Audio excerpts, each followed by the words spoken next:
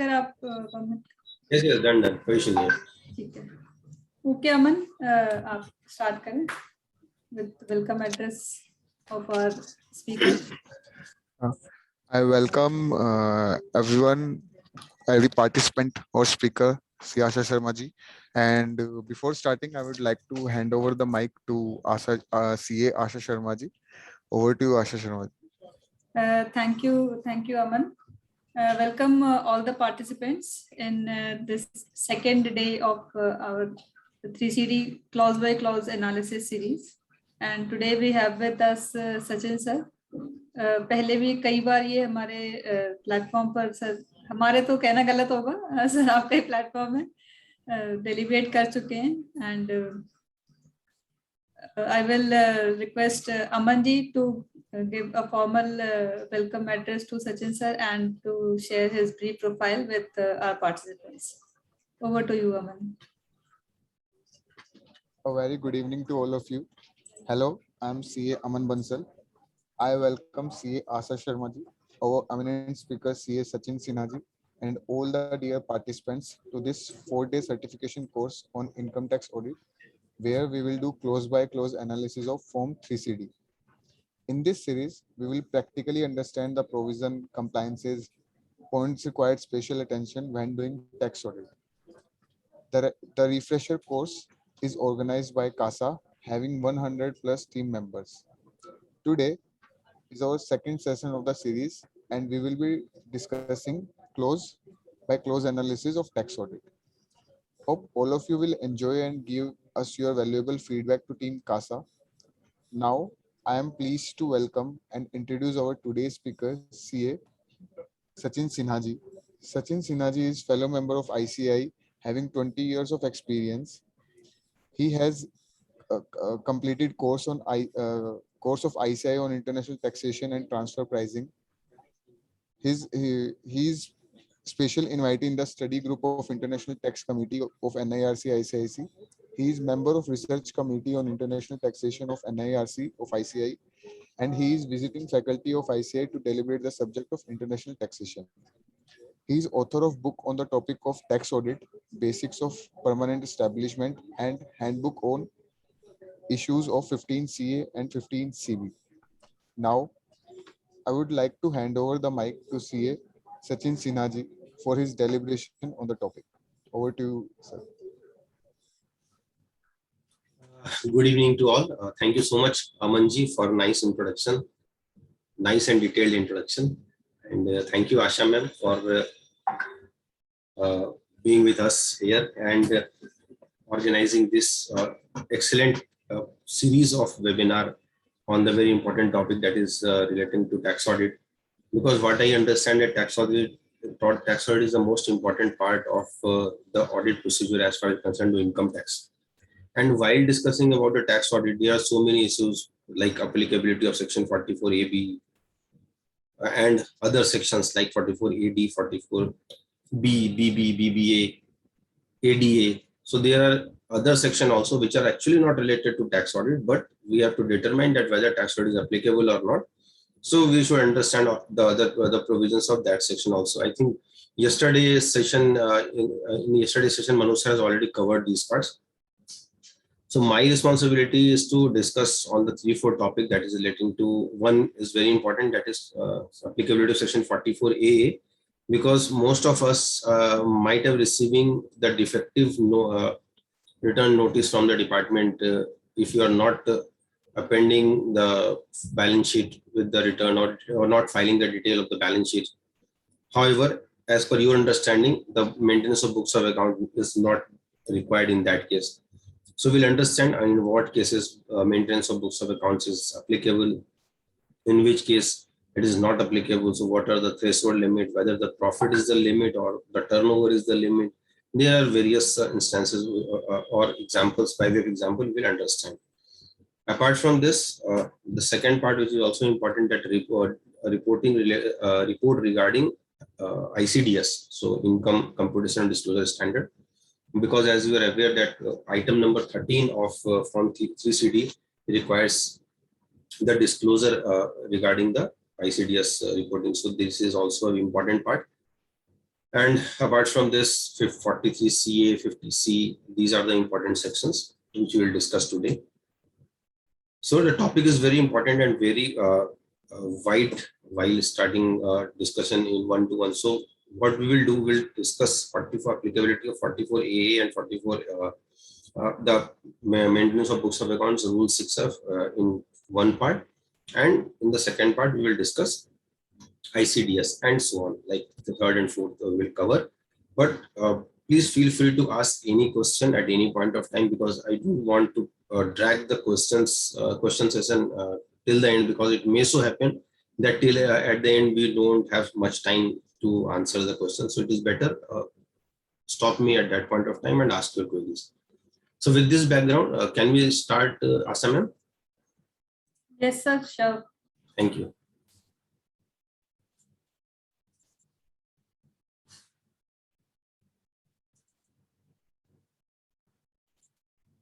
So hope this is visible to you. Okay.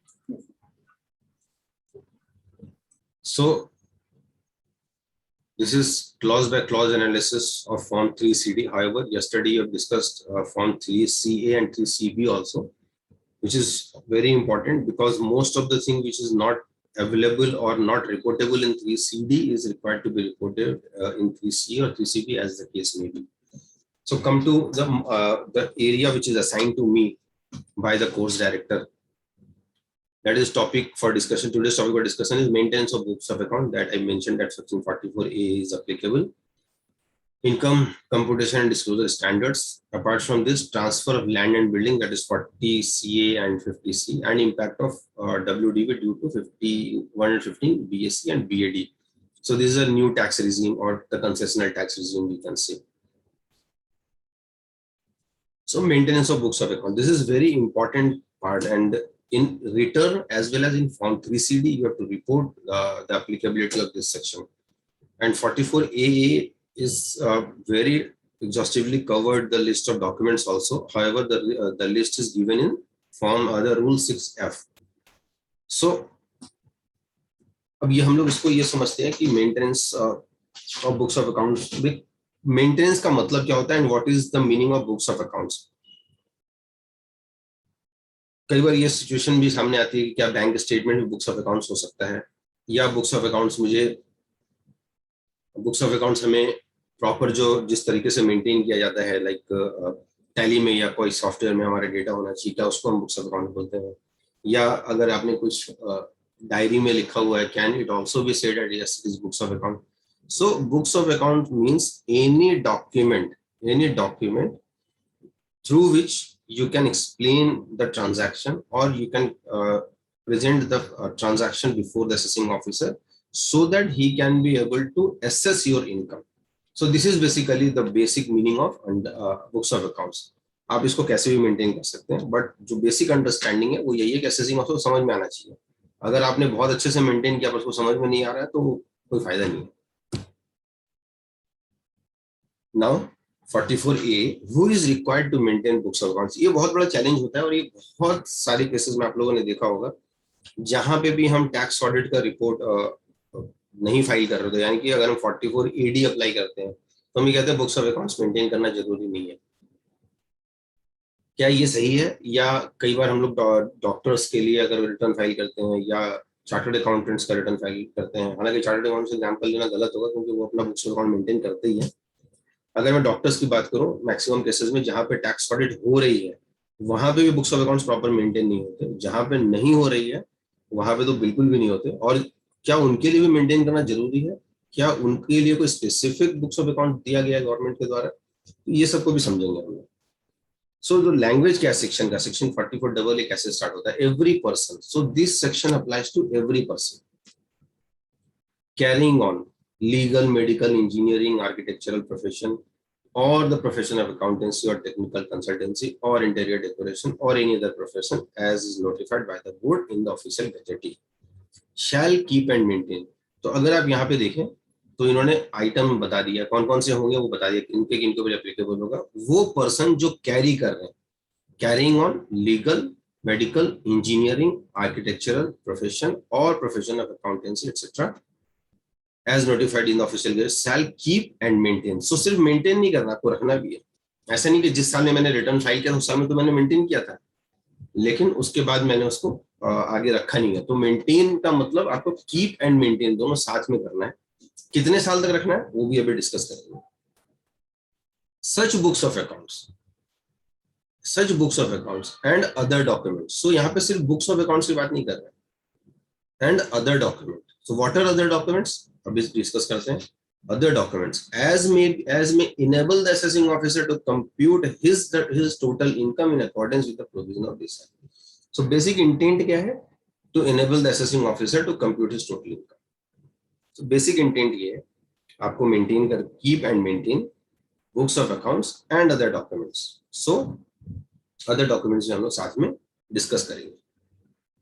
Important चीज ये है कि इस सेक्शन के लिए यानी कि जो क्लॉज 1 है उसके लिए कोई भी बेसिक थ्रेशोल्ड नहीं दिया गया है। इसका मतलब अगर डॉक्टर है उसका इनकम सिर्फ 30 लाख का हो रहा है, टर्न उसका ग्रॉस एसेट अगर 30 लाख का है और वो 44 ADA में फाइल कर रहा है तो भी उसके लिए अगर उसको देखा जाए तो उसको बुक्स ऑफ अकाउंट मेंटेन करना है, क्योंकि जो लैंग्वेज लिखा गया है उसमें इस कोई थ्रेशोल्ड नहीं दिया गया है। जबकि जो रिमेनिंग अदर प्रोविजंस हैं उनमें एक थ्रेशोल्ड दिया गया है। तो हम लोग अभी वो थ्रेशोल्ड वाले प्रोविजन को डिस्कस करते हैं। अभी हमने सिर्फ उनके लिए किया जो ये इन आइटमाइज्ड प्रोफेशन में डील कर रहे हैं।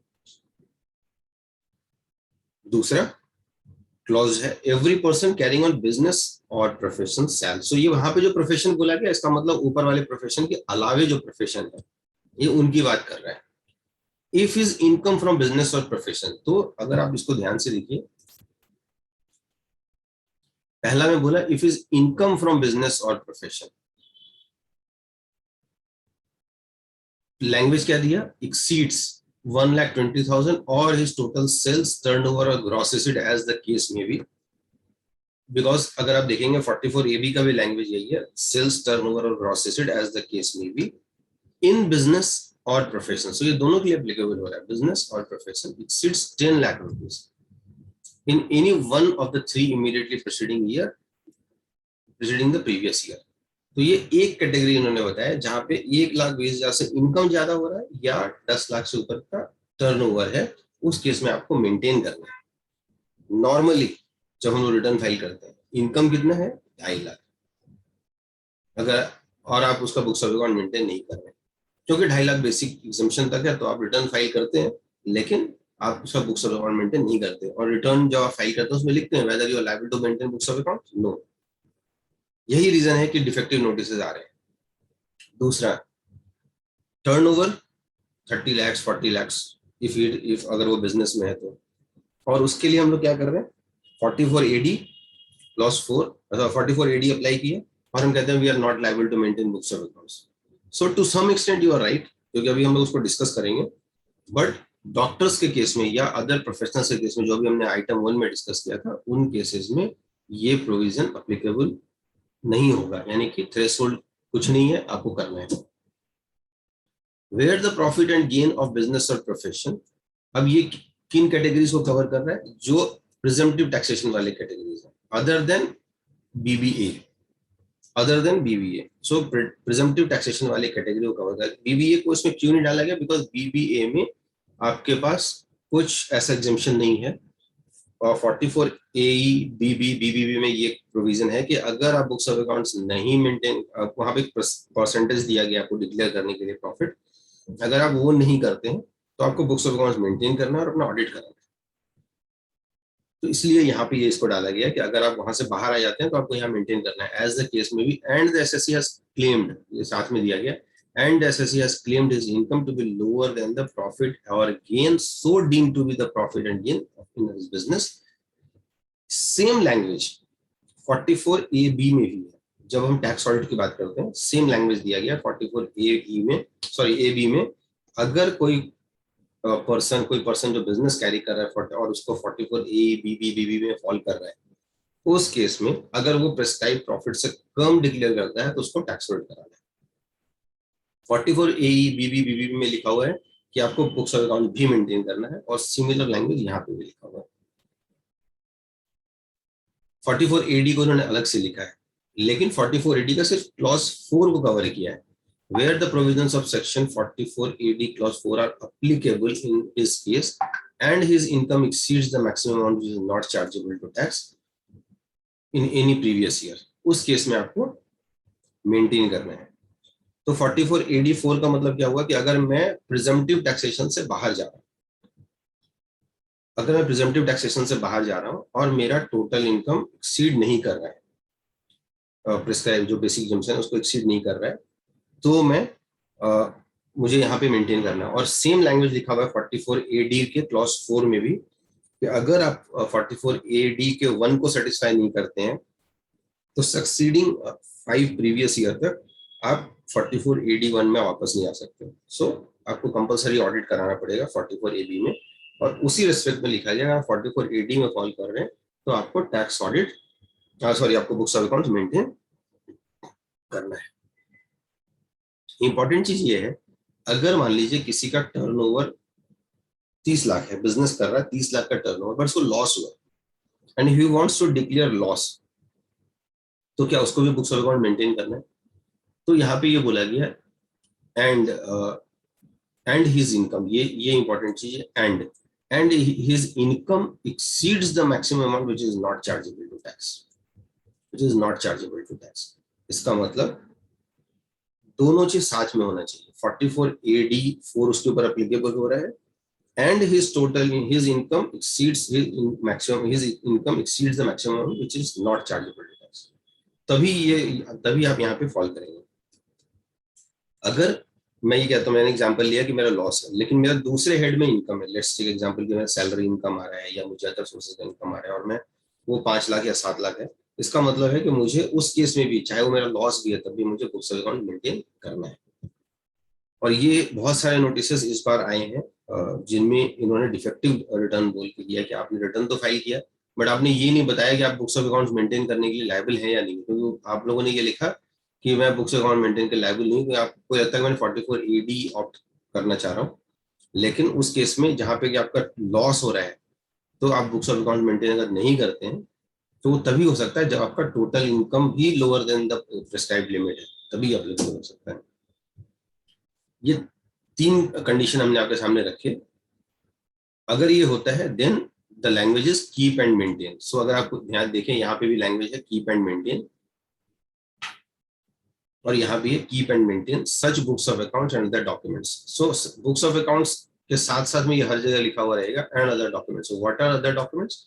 रूल 6F में दिया गया है, as may enable the assessing officer to compute his total income in accordance with the provisions of this act. So basic intent is this, दो पार्ट में इसको डिवाइड किया गया। 44A का क्लॉज 1 जिसमें हम लोगों ने प्रोफेशनल्स के बारे में पढ़ा जो स्पेसिफाइड प्रोफेशनल्स हैं, 2 business and profession means other than those covered in 1, और इनमें फिर 3 कैटेगरी।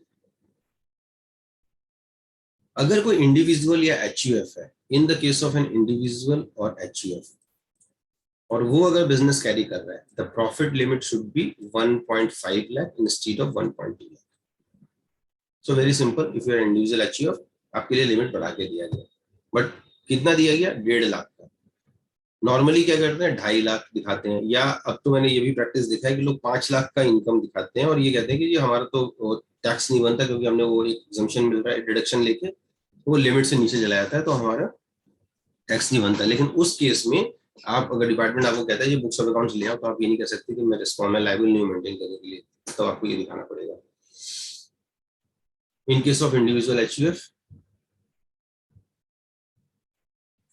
अगर मैं टर्नओवर की बात करूं तो that is 25 lakh instead of 10 lakh. ये दोनों चीजों अगर आप बैलेंस करते हैं और जो भी हमने ऊपर डिस्कस किया इनमें बैलेंस करते हैं, then of course it is not required to maintain books of account, otherwise yes. So rule 6F में क्या क्या दिया गया? Cash book, ledger, cash book, journal, ledger, photocopied bills, original bills. So ये और अमाउंट भी दिया गया, 25 रुपए से ऊपर का हो, 50 रुपए से ऊपर का हो। हालांकि आज के डेट में 25 और 50 रुपए एब्सोल्युटली इमैटेरियल, बट अभी भी वही चल रहा है। और कैश बुक, जर्नल, लेजर। अब एक इश्यू राइज होता है कि अगर मैं शेयर ट्रेडिंग में डील कर रहा हूँ जो कि बहुत ज्यादा टर्नओवर होता है उसमें, मैं उसमें डील कर रहा हूँ, तो मैं ये कैश बुक, जर्नल, लेजर कहाँ से बनाऊंगा? अगर मैं नहीं बनाता हूँ तो मैं रूल 6F को फॉलो नहीं कर रहा हूँ, अगर मैं रूल 6F को फॉलो नहीं कर रहा हूँ तो उस केस में क्या ये डिपार्टमेंट कह सकता है कि you are not complying, you are not maintaining books of accounts, जो एप्लीकेबल पेनल्टी है सेक्शन का वो लगेगा. There are various judgments where it is said that any document, जो language है वो बहुत important है, any document, books of accounts or other documents. So other document is also very important. So that profit and loss account of the DMAT company से जो आपको मिलता है वो भी other document का part है, that will also considered as books of accounts, or that is sufficient to enable the assessing officer to compute the total income. So it cannot be said कि आपने रूल 6F का compliance नहीं किया.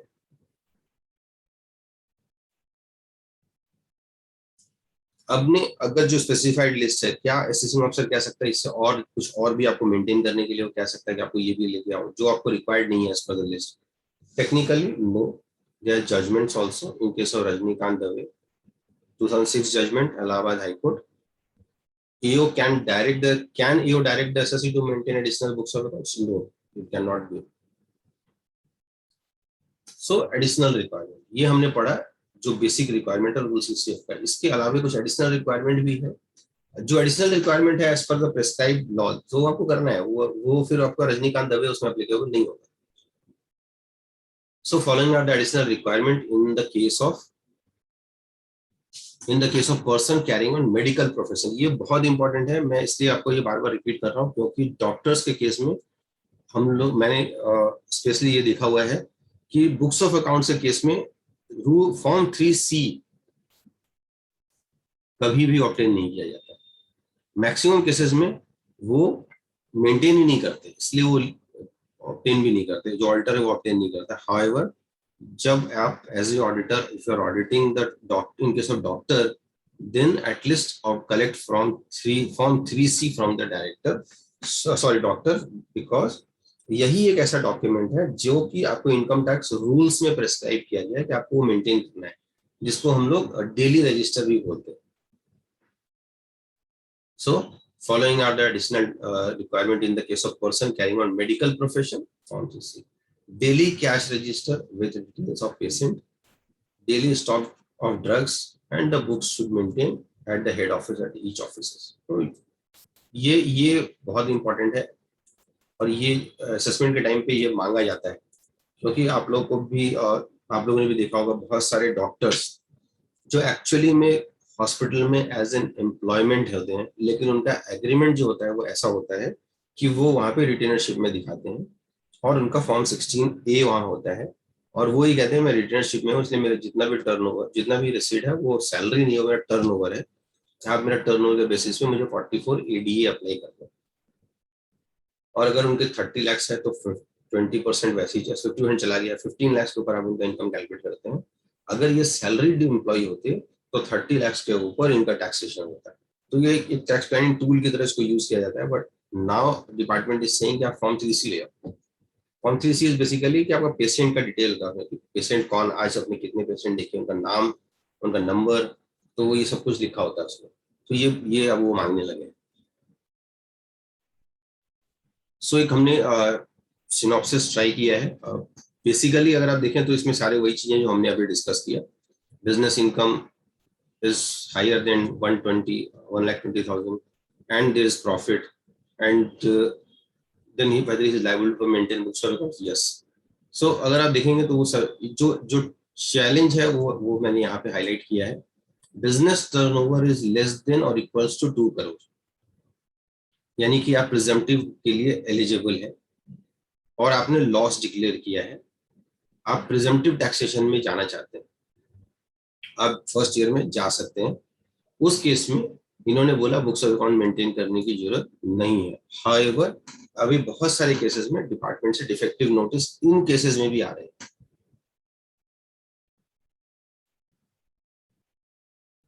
कितने साल तक maintain करना है, ये बहुत बड़ा चैलेंज होता है. कितने साल तक मेंटेन करना है? अगर आप पहले का प्रोविजन था 148 जब हमारे पास था, जो प्री अमेंडमेंट 3 साल 4 साल 6 साल तक हम लोग होता था, तो हम लोग कहते हैं 6 साल और 1 साल आपका असेसमेंट जोड़ लो, 7 साल तक मेंटेन करो, सफिशिएंट है. अभी ये चेंज हो गया क्योंकि 3 साल तक होगा और 10 साल का भी एक ऑप्शन है, अगर 50 लाख से ऊपर तो 10 साल का भी ऑप्शन है। तो डिपार्टमेंट अगर कुछ लेके आता है 8वें साल में या 9वें साल में, आपको नोटिस करता है कि आपका पुराना 50 लाख का इनकम जो आपने रिपोर्ट नहीं किया है और आपका स्कीम असेसमेंट होना है, तो उस केस में आपको 10 साल तक मेंटेन करना पड़ेगा। सो इसलिए मैंने इसको ब्लैंक रखा है आपके पास। Each years books must be kept for a period of dash. So dash years you can fill up as per your understanding, क्या वो 10 साल है या 3 साल है। पुरानी केसेस जो पुराने वाले लगे हुए हैं अभी भी वो 6 साल वाले हैं, लेकिन अब 10 साल वाले भी जो कि ऑलरेडी प्रोविजन है, इसलिए आपको करना है। अगर नहीं मेंटेन करते हैं तो क्या होगा? अगर मैं फेल कर जाता हूँ मेंटेन करने से तो 25,000 की पेनल्टी है, सिंपल 25,000 की पेनल्टी दीजिए, काम खत्म। और जहां पे इंटरनेशनल ट्रांजैक्शन इन्वॉल्व हो जाता है वहां पे 2% of the international transaction. So total international transaction कितना वैल्यू, उसका 2% निकालिए और वो पे कीजिए। सो 2% इज बेसिकली अंडर 271G।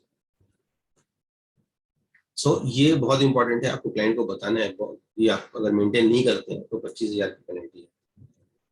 और ये चीज मैं हाईलाइट कर दूं एक बार सारे ऑडियंस के लिए। अभी पहले ये छोटे छोटे नोटिस पेनल्टी के नहीं आते थे जनरली। अगर आप असेसमेंट में अपीयर हो रहे हैं, आपने डॉक्यूमेंट सबमिट कर दिया, आपने अगर वो एज पर फॉर्मेट है नहीं है, फिर भी आपके पास ये नोटिस नहीं आते थे। अभी अगर आप नोटिस करें, अभी आप देखेंगे तो जो छोटे छोटे नोटिस है, चाहे वो 10,000 वाले भी हो, वो डिपार्टमेंट भेजने में देरी नहीं करते। अगर आपको आज का डेट दिया है अपेयर होने के लिए, आज आप अपेयर नहीं होते हैं, अगले दिन आपको नया नोटिस भी आएगा और आपके पास एक पेनल्टी का नोटिस भी आएगा कि आपने अपेयर नहीं हुई, you are not complied the relevant sections और the penalty is there of ₹10,000। So be very very careful. So non maintenance का पेनल्टी 271 हम लोगों ने डिस्कस किया। Maximum penalty that can be is 25,000. However, the taxpayer can prove that is a reasonable cost of failure. वो depend करता है assessing officer के wish पे। However, अब तो चूंकि फेसलेस है, how you can convince. So first part is over. If there is any query, I am ready to take it. Otherwise, I will move to second part. Asha ma'am. अमन, आप available हो?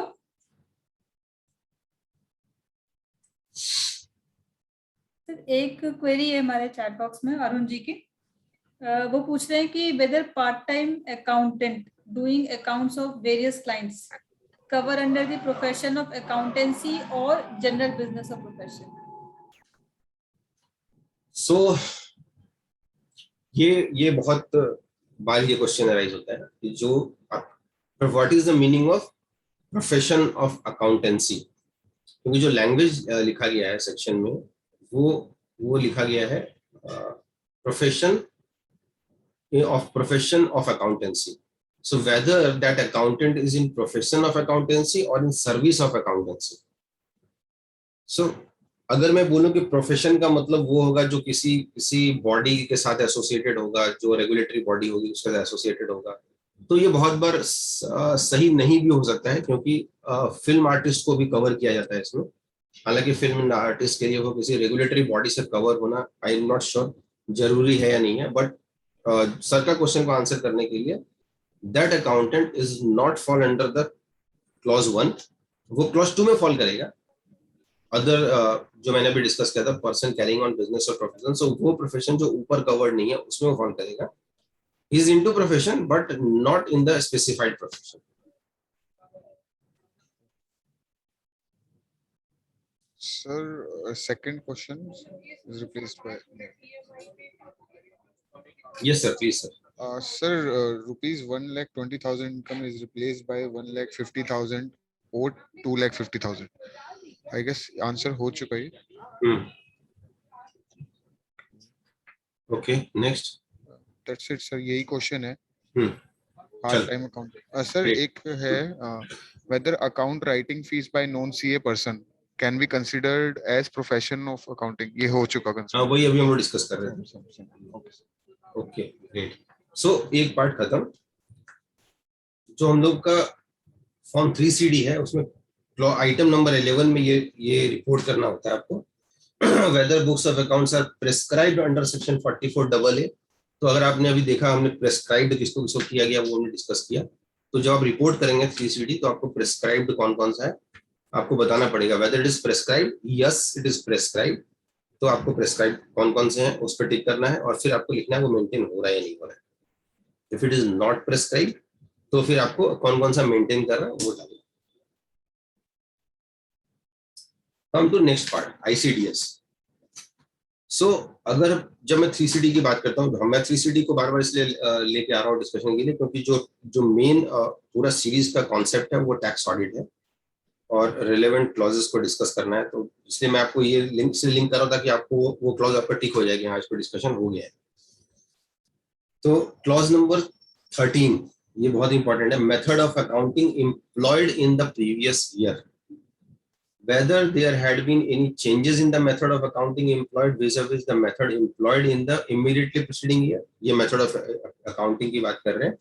If answer to B is in the affirmative, give the details। अगर आपने कोई change किया तो आपको detail डालना है। उसके बाद फिर C है और जो D है, D में बोलता है whether any adjustment is required to be made to the profit and loss for complying with the provisions of ICDS। ICDS के कारण अगर कोई चेंज होता है तो क्या वो आप कोई एडजस्टमेंट की रिक्वायरमेंट है तो क्या आपको वो भी करना है, तो आपको वो यहाँ डिस्क्लोज करना है। और ये बहुत ही, हाँ sorry to interrupt Sachin sir, PPT move नहीं हो रही है, एक बार अभी किया नहीं है, ठीक है सर, ओके सर, अभी बैकग्राउंड डिस्कस कर रहा हूँ। ठीक सर। तो क्लॉज डी इंपॉर्टेंट इसलिए है क्योंकि वहां पे ये पूछा जाता है 13 का D, whether any adjustment is required to be made to the profit and loss for complying with the provisions of ICDS under section 145 subsection 2। अगर आप यस करते हैं देन ऑफ कोर्स आपको नीचे वाला भी फिलअप करना है। और ये मैं आपको गारंटी के साथ कह सकता हूँ, if it is into business और प्रोफेशन आपके पास ये क्वेश्चन यस में ही आएगा, इसका आंसर यस ही होगा। क्यों? दो इंपॉर्टेंट चीज है। पहला, जब हम रेवेन्यू को रिकॉग्नाइज करते हैं तो आईसीडीएस का कॉन्सेप्ट डिफरेंट है रेवेन्यू रिकॉग्निशन के लिए। Income tax sorry books of account जो हम बनाते हैं एज पर अकाउंटिंग स्टैंडर्ड वो डिफरेंट है, पहला चीज। दूसरा भी इंपॉर्टेंट पॉइंट ये है कि हम क्लोजिंग स्टॉक का जो रिपोर्टिंग करते हैं, क्लोजिंग स्टॉक जो हम अकाउंटिंग स्टैंडर्ड 2 फॉलो करते हैं तो हम डिफरेंटली अप्लाई करते हैं। हाउएवर जब हम आईसीडीएस अप्लाई करते हैं तो हम उस पर डिफरेंट मेथड से करते हैं। इसलिए एटलीस्ट ये दो ट्रांजेक्शन तो आपका रिपोर्ट होगा ही होगा। इसके अलावे अगर वो शेयर ट्रेडिंग में है तो भी अप्लीकेबल होगा, अगर वो कंस्ट्रक्शन कॉन्ट्रैक्ट में है तो भी अप्लीकेबल होगा, अगर वो फॉरेन ट्रांजैक्शन में डील करता है फॉरेन एक्सचेंज में तो भी अप्लीकेबल होगा। सो ये कहना कि अप्लीकेबल नहीं होता है मतलब बहुत सिचुएशन ऐसा जनरली नहीं आता है कि वो अप्लीकेबल नहीं होगा, but so be very careful while reporting this part. आगे बढ़ते हैं। सो बेसिकली बेसिक बैकग्राउंड हम लोग का क्या है 145(2) के लिए अगर मैं जाता हूँ, section 145 of the IT act, any SSC having taxable income, दो हेड्स को कवर करते हैं बस। कौन कौन सा? Profit and gain from business और प्रोफेशन, और दूसरा इनकम फ्रॉम अदर सोर्सेस। और उसने अपना बुक्स को मर्केंटाइल बेसिस पे मेंटेन किया हुआ है। देन ये चीजें अगर हो रही हैं तो ये एप्लीकेबल होता है। Furthermore the section states as central government में नोटिफाई, ठीक है, ये तुम टाइम टू टाइम नोटिफाई करते रहेंगे। तो बेसिक चीज है अगर वो बिजनेस इनकम है और अदर सोर्सेज है। और जब भी हम लोग टैक्स ऑडिट की बात करते हैं of course there is business और प्रोफेशनल इनकम होगा, तभी 44A भी एप्लीकेबल होगा। इसलिए जब भी हम टैक्स ऑडिट कर रहे हैं तो आईसीडीएस की एप्लीकेबिलिटी को साथ में जरूर देखना है। ये की एस्पेक्ट्स है आईसीडीएस के, मैं आप लोगों के लिए थोड़ा इसको ब्रीफ कर देता हूँ।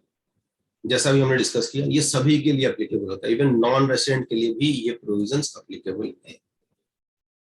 मैट का इससे कोई लेना देना नहीं है क्योंकि मैट जो आप बुक प्रॉफिट पर कैलकुलेट करते हैं और जो आप टैक्स कंप्यूट करते हैं इनकम टैक्स प्रोविजंस के हिसाब से, तो उसमें 145(2) के हिसाब से आईसीडीएस का इम्पैक्ट भी आएगा।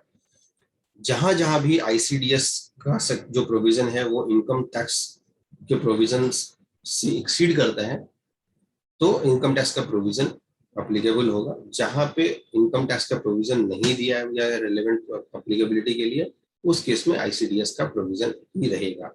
अगर कोई कंफ्लिक्ट होता है तो इनकम टैक्स का प्रोविजन ही सुपरसीड करेगा। Income does it does not provide any explanation और इलस्ट्रेशन लाइक यस, ये जस्ट लाइक अ समरी है, अकाउंटिंग स्टैंडर्ड में बहुत सारी जगह एग्जांपल्स दिए गए, यहाँ पे कोई एग्जांपल्स नहीं है. It only lays down the principles and revenue और expenses on which there is no ICDS will continue to be governed as existing years. Important चीज क्या है, आईसीडीएस का कॉन्सेप्ट जब मैं अभी डिस्कस करूंगा आप लोगों के साथ, तो एक चीज आप माइंड में लेके चलिए कि ये जनरली आपका कोई भी इवेंट ऑफ टैक्सेशन को प्रीपोन करने की कोशिश कर रहा है.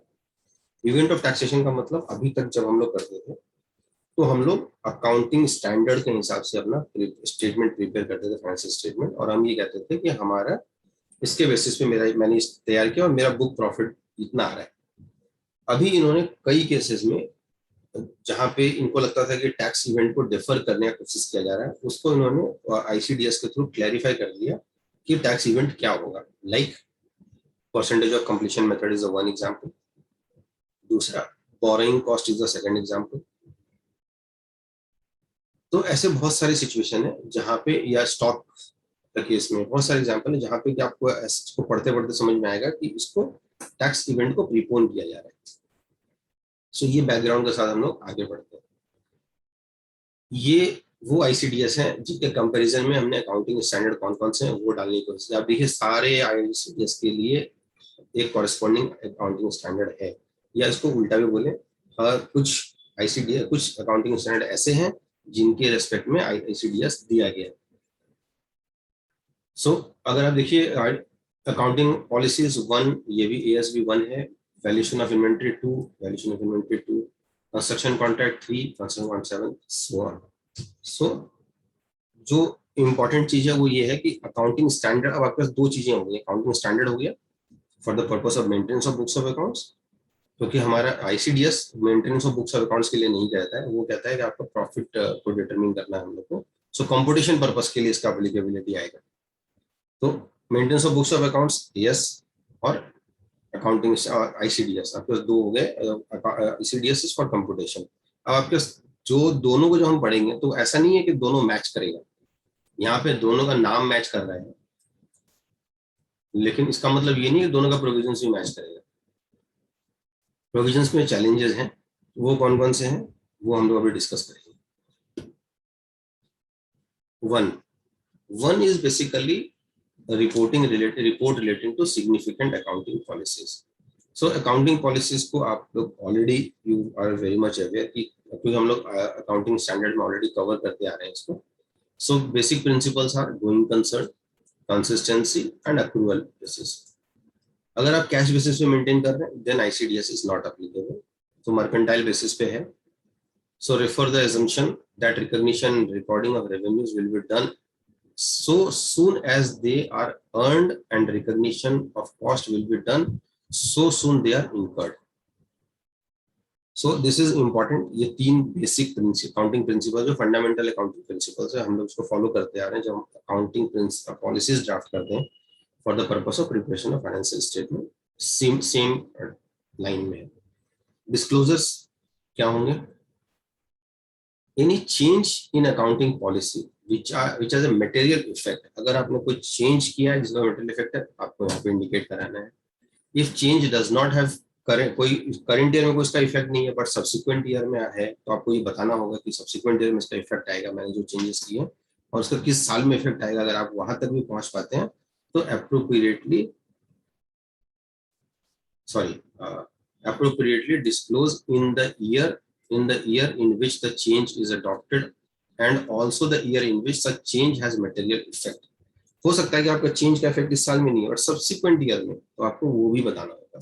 Disclose in accounting policy for change therein cannot remedy और रॉन्ग इनएप्रोप्रिएट ट्रीटमेंट. सो अगर आपने कोई चीज को डिस्क्लोज कर दिया है एज पर अकाउंटिंग पॉलिसी, आपने उसमें लिख दिया, इट डजंट मीन कि जो चीज फंडामेंटल प्रिंसिपल में नहीं आता है या जो चीज हमारे अकाउंटिंग प्रिंसिपल को डेविएट कर रहा है हमने उसको भी उसमें डाल दिया या अकाउंटिंग पॉलिसीज में डाल के बता दिया तो हमारा पर्पस पूरा हो गया, मैंने आपको डिस्क्लोज कर दिया. सो बेसिक जो प्रिंसिपल्स है वो हमें फॉलो करते रहना है और उसके दायरे में रहते हुए जो भी चीज आपको लगता है कि रिपोर्टेबल है या accounting principle accounting policies principles में ये डिस्क्लोजर होना चाहिए, that is to be disclose. So whether any fundamental accounting policy of going concern consistency accrual is not followed, that shall also be disclosed. वो भी आपको disclose करना है. सो अगर डिफरेंस में देखूं ICDS और अकाउंटिंग स्टैंडर्ड में क्या है, ICDS 1 provides that any mark to market, because already इसके लिए separate ICDS है, इसलिए mark to market को यहाँ पे रिपोर्ट करने की जरूरत नहीं है. AS1 is basically for prudence as one of the factor to select the change in accounting policy. AS1 is for materiality, an important factor. ICDS 1 does not provide specifically for the same. उसमें materiality का कुछ नहीं बोला गया. तो कहता है अगर आपको रिपोर्टेबल लग रहा है कि अकाउंटिंग पॉलिसी है, उसका इफेक्ट है, मटेरियल इफेक्ट है, तो आपको रिपोर्ट करना, बट व्हाट इज मटेरियल वो उसमें नहीं बताया. सो 1 इज ओवर. मैं अगर इसमें कोई भी क्वेश्चन होगा तो आप मुझे रोक के क्वेश्चन पूछ सकते हैं या आप चैट बॉक्स में डाल सकते हैं. ICDS 2 जो मैंने आपको बताया कि ये तो है ही, ये तो इम्पोर्टेंट है ही, और ये जरूर आपको आपके जब भी आप बनाएंगे, रिटर्न फाइल करेंगे या टैक्स ऑडिट रिपोर्ट बनाएंगे, तो डेफिनेटली इसकी रिपोर्टिंग आएगी, अगर वो स्टॉक है उसके पास. तो अगर स्टॉक नहीं है तो ये क्वेश्चन नहीं आएगा. So accounting ICDS 2 shall be applied for valuation of inventories, because अगर आप देखें तो जैसे हमारा अकाउंटिंग स्टैंडर्ड 2 है वैसे ही ये है, लेकिन ये कहाँ अप्लीकेबल नहीं होता है. सो वैसे केसेस में जैसे कि कंस्ट्रक्शन कॉन्ट्रैक्ट है, क्योंकि उसके लिए अलग से दिया गया, तो उस केस में नहीं होगा. वर्क इन प्रोग्रेस अगर कोई दूसरा ICDS को डील कर रहा है तो नहीं होगा. शेयर्स एंड डिवेंचर्स क्योंकि उसके लिए अलग से हमारा ICDS है, तो नहीं होगा. Producers inventories of live stock agriculture, इसमें एप्लीकेबल नहीं होगा. और मशीनरी स्पेयर्स जो ICDS 5 में जो टेंजेबल एसेट फिक्स्ड एसेट का पार्ट बनता है वो भी एप्लीकेबल नहीं होगा. तो इसके अलावा जो भी आपके इन्वेंटरीज हैं सभी भी एप्लीकेबल होगा. क्वेरी है अजीत जी की है, what are changes in policies? So change in accounting policy sir clear नहीं है साहब, बट उन्होंने what are change in policies. So basically क्या होता है, जब भी आप कोई भी पॉलिसी आप अभी तक फॉलो करते आ रहे हैं जो बेसिक अकाउंटिंग प्रिंसिपल्स के साथ है, और आप इस बार कोई पॉलिसी में चेंज कर रहे हैं, that is to be reportable. Assuming आप पहले अपना फिक्स्ड एसेट्स का रिपोर्टिंग आप करते थे एक पर्टिकुलर तरीके से, अब आपने उसमें जो चेंज किया है आपको वो रिपोर्ट करना है. आप पहले अपना कैश बेसिस पे मेंटेन कर रहे थे, इस बार आप अकाउंटिंग अपना अक्रूवल बेसिस पे कर रहे हैं, वो चेंज करना है. So these are the examples of change in accounting policy. Accounting policy means जो आपका अकाउंटिंग को डायरेक्ट इफेक्ट करता है. आपने क्या किया, आपने चेंज कर दिया, और चेंज को बताने के लिए आपने डिस्क्लोज कर दिया अकाउंटिंग पॉलिसीज में जाके. आप जितने भी बैलेंस शीट बनाते हैं सब में आप अकाउंटिंग पॉलिसी का एक पेज डालते हैं जिसमें आप लिखते हैं accounting policies, notes on accounting policies. और उसका पर्पस क्या है कि जो भी रीडर है इसका उसको समझ में आ जाए कि इसको किस पॉलिसी को फॉलो करके इसको बनाया गया. और आप उसी में लिखते हैं inventories are valued at the NRV और cost whichever is lower. Stock in transit को आपने कैसे रिकॉर्ड किया है, आपने रेवेन्यू को कैसे रिकॉग्नाइज किया है, वो सब कुछ उसमें आता है. तो ये basically these are all your accounting policy. तो इसके एग्जांपल में सर जैसे हम टर्नओवर को रिकॉर्ड करते हैं एक्सक्लूडिंग GST और इंक्लूडिंग GST, अगर उसमें चेंजेस हो रहा है that will also be yes. अगर आप पहले चेंज इन अकाउंटिंग पॉलिसी, पहले आप इंक्लूसिव मेथड पे कर रहे थे, अब आप एक्सक्लूसिव मेथड पे करना चाहते हैं, then it is also accounting policy which you have changed, so that is to be reported. So change, अभी तक हम लोग क्या करते हैं, जो भी अकाउंटिंग पॉलिसी उसको रिपोर्ट करते हैं वेदर इट इज चेंज्ड और नॉट. अभी आप क्या करते हैं बेसिकली, उसका पर्पस क्या है कि जो रीडर है उसको समझ में आना चाहिए कि मैंने क्या लेके इसको बनाया है, मतलब बनाने के समय मैंने क्या एग्जाम्पशंस लिए हैं या मैंने किन किन प्रिंसिपल्स को फॉलो किया है. यही पर्पस होता है अकाउंटिंग पॉलिसी, कि आपका अकाउंटिंग पॉलिसी क्या है, और that is to be reported. तो डिस्क्लोजर अकाउंटिंग स्टैंडर्ड में था ही, income computation and disclosure standard में भी. उनका ओके का भी रिस्पांस आ गया है कि उनका क्लियर हो गया है. Okay. एक बहुत ही इम्पोर्टेंट क्वेश्चन आया है नरेश शर्मा जी की तरफ से. उन्होंने ये पूछा है कि sir what are the difference between AS and ICDS? Okay, so accounting standard is basically for the purpose of preparation of accounts. उसका प्रॉफिट से, उसका टैक्सेशन से कुछ लेना देना नहीं. अकाउंटिंग स्टैंडर्ड का बेसिक अगर अगर हम लोग मतलब समझते हैं, there must be some standard. जैसे कि आप एक बैलेंस शीट आप देखते हैं, सपोज किसी चार्टर्ड अकाउंटेंट ने बैलेंस शीट बनाया है, और आप जब उसको देखते हैं तो आपको पता होता है कि एसेट ऊपर नीचे लिखा होगा, लाइबिलिटीज ऊपर लिखी होगी, करंट एसेट्स में ये इसको इंक्लूड किया गया होगा, नॉन करंट एसेट्स में इसको इंक्लूड किया गया होगा। ये बेसिकली स्टैंडर्ड है जो सभी लोग फॉलो कर रहे हैं, इसीलिए एक रीडर उसको देखते ही समझ जाता है। अगर स्टैंडर्ड को फॉलो नहीं किया जाए तो रीडर को समझ में नहीं आएगा कि जो बनाने वाले ने क्या सोच के बनाया है। So this is standard. और अकाउंटिंग स्टैंडर्ड का मतलब जो अकाउंट्स पर्पस के लिए हम अकाउंटिंग के लिए जो स्टैंडर्ड को फॉलो करते हैं। जैसे अगर मेरा कोई इनकम हो रहा है, वो रेवेन्यू आ रही है मेरे पास, तो मैं उसको कैसे मेरा उसका अकाउंटिंग कैसे करूंगा, उसके लिए भी हमारे आईसीआई ने एक स्टैंडर्ड बना दिया। फिक्स एसेट्स को रिकॉर्ड करना है, उसको कैसे होगा, बोरोइंग कॉस्ट को रिकॉर्ड करना है, वो कैसे होगा, तो उसके लिए अकाउंटिंग स्टैंडर्ड ने बताया। ये हुआ अकाउंटिंग पर्पस के लिए।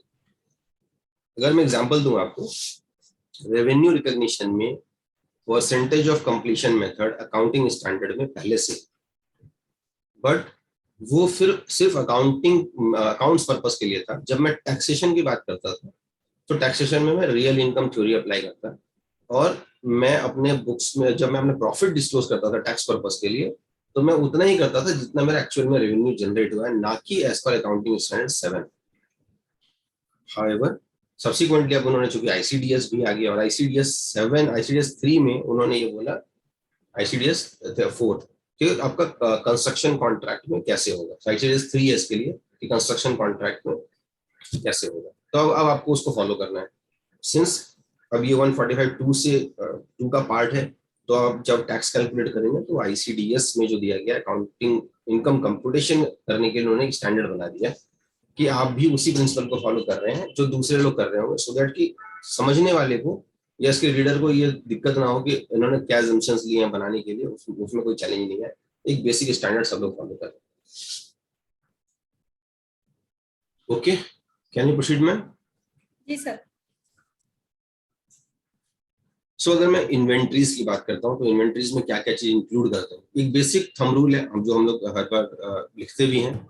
Inventory shall be valued at cost और NRV whichever is lower. So what is cost, what is NRV? So cost of inventory shall include all purchase of cost. बहुत ध्यान से इसको समझते हैं हम लोग, क्योंकि हम लोग आईसीडीएस की बात कर रहे हैं। Cost of inventory shall include all purchase of cost, service cost, conversion cost, and all other costs which are incurred to bring the inventories to their present condition, location and condition. Accounting standard में भी यही चीज दिया गया। Purchase cost में क्या क्या आएगा? जो आपका परचेज प्राइस है वो तो है ही, inclusive of duties and taxes, freight inward and other expenses directly related to purchase, trade discount rebates not been included. मैं यहीं पे 1 मिनट रुक जाता हूँ। Duties and taxes includes GST. मैंने 1 लाख का परचेज किया, 18% के रेट से 18,000 का जीएसटी दिया, तो मेरा परचेज प्राइस कितना हो गया? 1,18,000 हो गया, ना कि 1 लाख। जबकि अगर मैं इनका अकाउंटिंग स्टैंडर्ड की बात करूं, जहां पे AS2 में इनको डिस्कस किया गया है, उस केस में ये बोला गया है कि जो भी टैक्सेस रिकवरेबल या रियलाइजेबल है गवर्नमेंट से, आपको उसको माइनस करना है। लेकिन आईसीडीएस में ये चीज नहीं बोला गया है, इसलिए हम लोग बोलते हैं आईसीडीएस हम इंक्लूसिव मेथड में बना रहे हैं।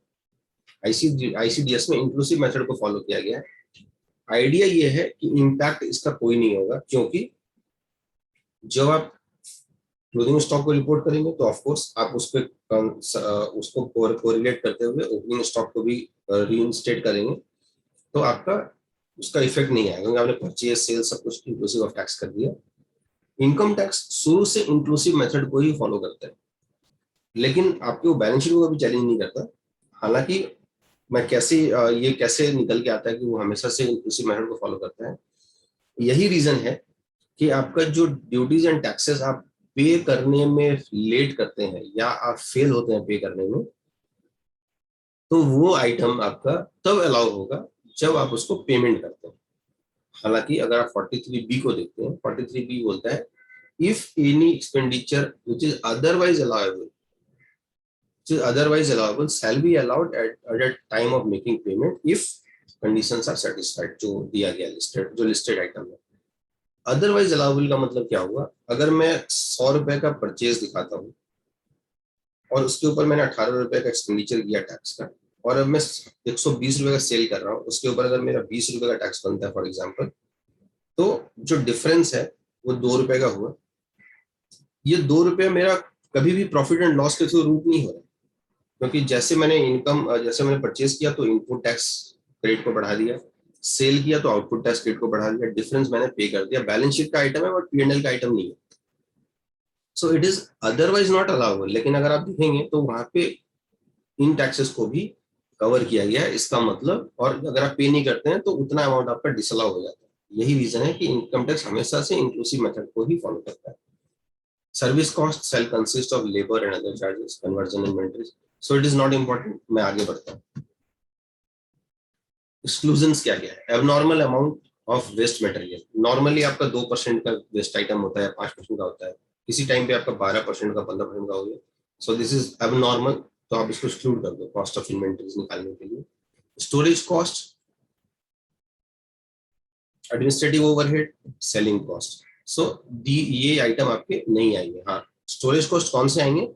जहां आपका एक प्रोडक्शन लेवल पार करने का दूसरे प्रोडक्शन लेवल में जाने के पहले आपको कहीं पे स्टोर करना होता है उसको, वो आपका प्रोडक्शन का पार्ट ही है, तो वो आएगा। लेकिन एक बार आपका मैन्युफैक्चर हो गया, कंप्लीट हो गया और आप उसको स्टोर करके रखते हो, तो वो नहीं आएगा। टेक्निकली अगर मैं नॉर्मली अकाउंटिंग स्टैंडर्ड की बात करूं तो वहां पे सेल करने के पहले तक जितना भी आपने कॉस्ट इंकर किया है वो आपका कॉस्ट का पार्ट बनता है, फिनिश गुड्स में वो इंक्लूड हो जाता है। Selling cost anyway not part of this, so ये नहीं आएगा। Cost of inventories shall be assigned by the FIFO method or weighted average method. दो तीन चीजें यहाँ पे इंपॉर्टेंट है। In the case of dissolution, whether business is continued और नॉट, डिसॉल्व हो गया, बिजनेस कंटिन्यू कर रहा है, जो रिमेनिंग पार्टनर है वो बिजनेस को कंटिन्यू कर रहा है, वेदर बिजनेस इज कंटिन्यूड और not, the cost of inventory shell be valued at the NRV. यहाँ पे हमेशा वो एनआरवी पे ही होगा, चाहे आपका कॉस्ट लोअर भी क्यों ना। तो ICDS 2 हमने डिस्कस किया, वैल्यूएशन ऑफ इन्वेंटरीज। ICDS 3 ये बहुत इंपॉर्टेंट है, कंस्ट्रक्शन कॉन्ट्रैक्ट। ICDS 3 क्योंकि बहुत सारे हम लोगों के पास बहुत सारे ऐसे भी क्लाइंट होते हैं जो कॉन्ट्रैक्टर होते हैं। कॉन्ट्रैक्टर डजंट मीन कि जो जाके रोड बना रहे हैं। कॉन्ट्रैक्टर कैन भी जो कोई भी जो बिल्डिंग भी बनाता है, जो बिल्डिंग का सिर्फ पेंटिंग करता है, वो भी कॉन्ट्रैक्टर है। जो उसके लिए जो आर्किटेक्ट कर रहा है, वो एक्चुअली में आर्किटेक्ट अगर हम देखें तो 44 AA में अभी हमने डिस्कस किया था, क्या वो भी यहाँ पे फॉल करेगा? उसको भी हम लोग काउंट करेंगे यहाँ। So ICDS 3 deals with the determination of income earned from construction contract. So ये बहुत important है, what is the meaning of construction contract? For this ICDS, construction contract are classified under fixed price contract और cost plus contract. दो तरीके के उन्होंने cover किया। Fixed price contract means जहां पे आपका प्राइस फिक्स्ड है या मोर और लेस फिक्स्ड है। कॉस्ट प्लस आपका जितना कॉस्ट लग रहा है उसमें आप एक परसेंटेज अपना ऐड कर लीजिए और वो आपका कॉस्ट प्लस हो गया।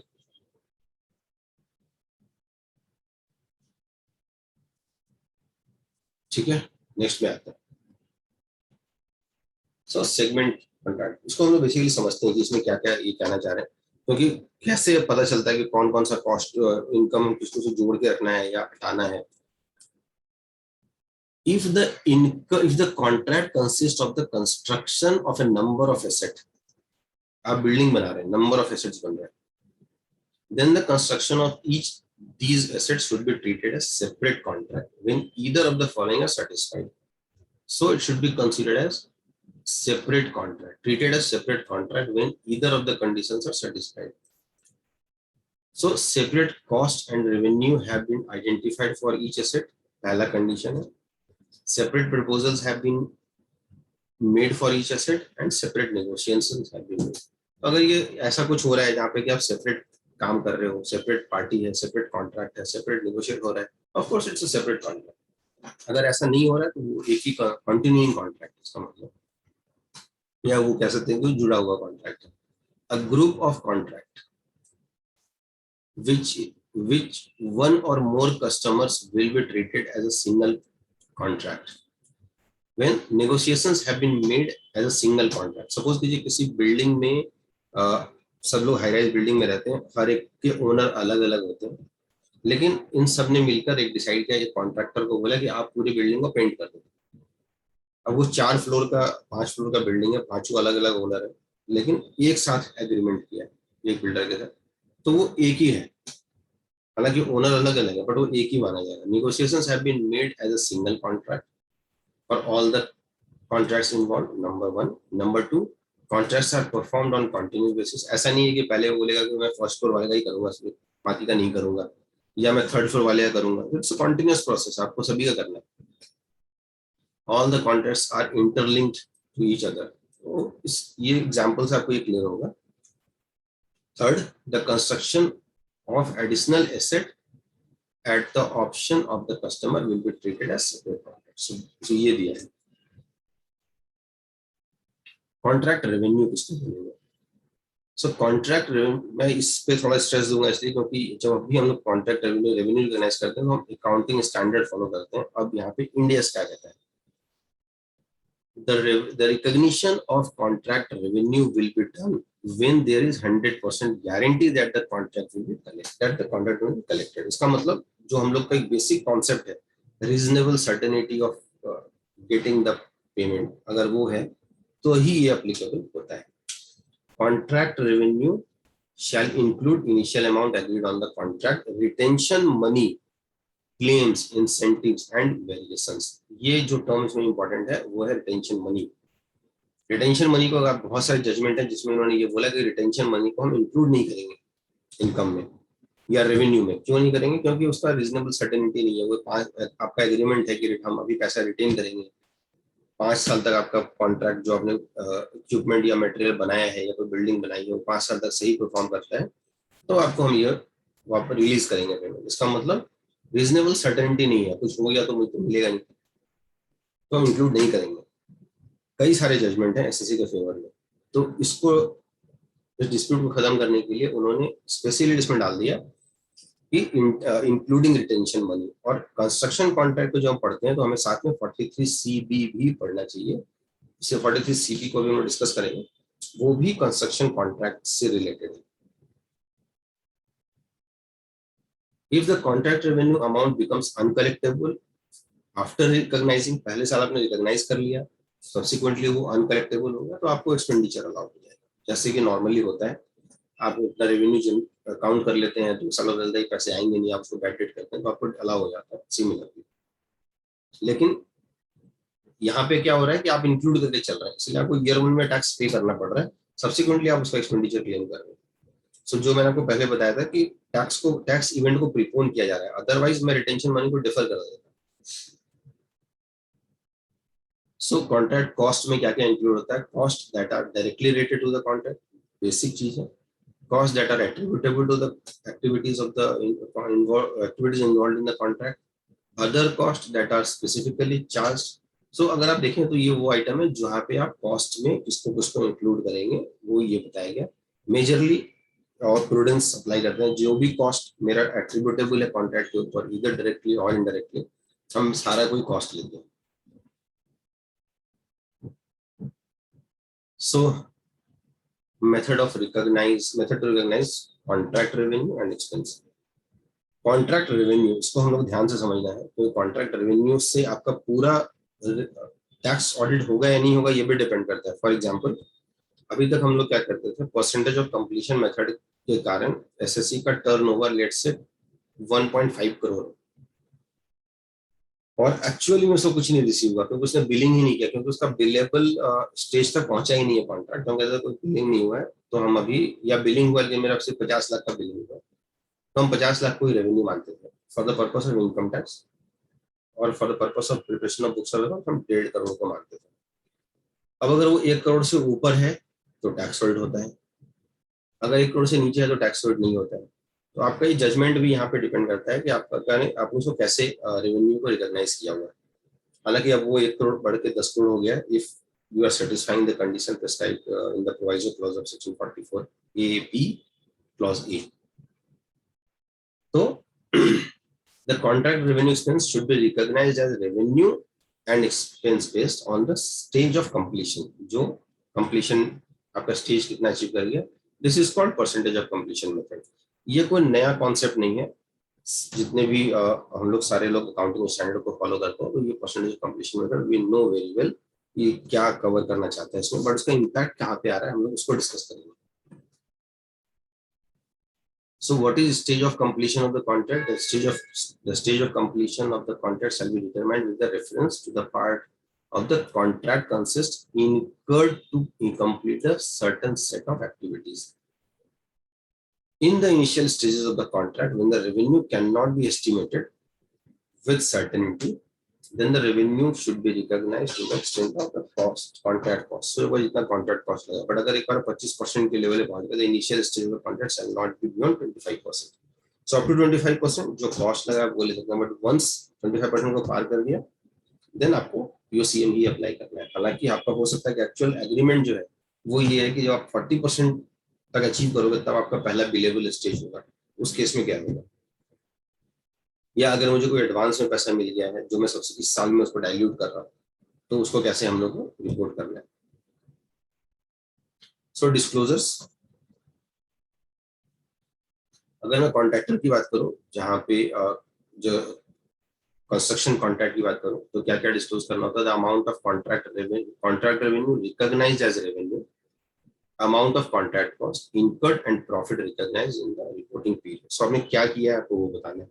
द मेथड यूज, कौन सा मेथड आपने अप्लाई किया, method percentage of completion method भी है और कंप्लीट कॉन्ट्रैक्ट मेथड भी है आपके पास. अमाउंट ऑफ एडवांसेस रिसीव्ड, ऐसा हो सकता है कि आपने अमाउंट एडवांस रिसीव किया हो 15 मार्च को, अभी कॉन्ट्रैक्ट स्टार्ट नहीं हुआ, आपको 15 मार्च को एडवांस मिल गया 1 करोड़ का, उसके ऊपर आपका 2% का TDS कट गया 2 लाख का. अब आप जब रिटर्न फाइल करते हैं तो आपका 26 ईयर्स में आपका क्रेडिट आ रहा है 2 लाख का, लेकिन आप रिटर्न में इनकम नहीं दिखा रहे, तो डेफिनेटली नोटिस आएगी कि आपका 26 ईयर्स और आपका रिटर्न में जो आपने इनकम डिस्क्लोज था वो मैच नहीं कर रहा है. इसके लिए आपका पहले बुक्स ऑफ अकाउंट्स होना बहुत जरूरी है, जिससे जो ये बताए कि आपका रेवेन्यू, आपका वो इस साल का रेवेन्यू नहीं है, वो आपके लायबिलिटीज में खड़ा है और सब्सिक्वेंट ईयर का रेवेन्यू है. रिटेंशन, अमाउंट ऑफ रिटेंशन कितना है, क्योंकि रिटेंशन हम लोग डिफर करते थे पहले, तो कितना रिटेंशन मनी आपको वो भी बताना है, और वो भी आपका इनकम कंप्यूटेशन के लिए इंपॉर्टेंट है. बुक्स ऑफ अकाउंट्स के लिए you can defer it, no issue, but computation of income के लिए yes it is required. Comparison अगर मैं करूं अकाउंटिंग स्टैंडर्ड और इंडियस को, contract revenue includes retention money, जो कि AS 7 में नहीं था, it does not specifically mention. Borrowing cost के लिए ऑलरेडी है तो हम लोग वहां से उसको देखेंगे. 25% का स्टेज दिया गया है इसमें, 25% अगर आप पहुंचते हो तो आपको कम फिर आप POCM में ही आपको जाना पड़ेगा, लेकिन ऐसा कोई स्टेज इसमें नहीं दिया गया. तो these are the basic difference. So construction contract हमने किया, अभी हम आते हैं revenue recognition.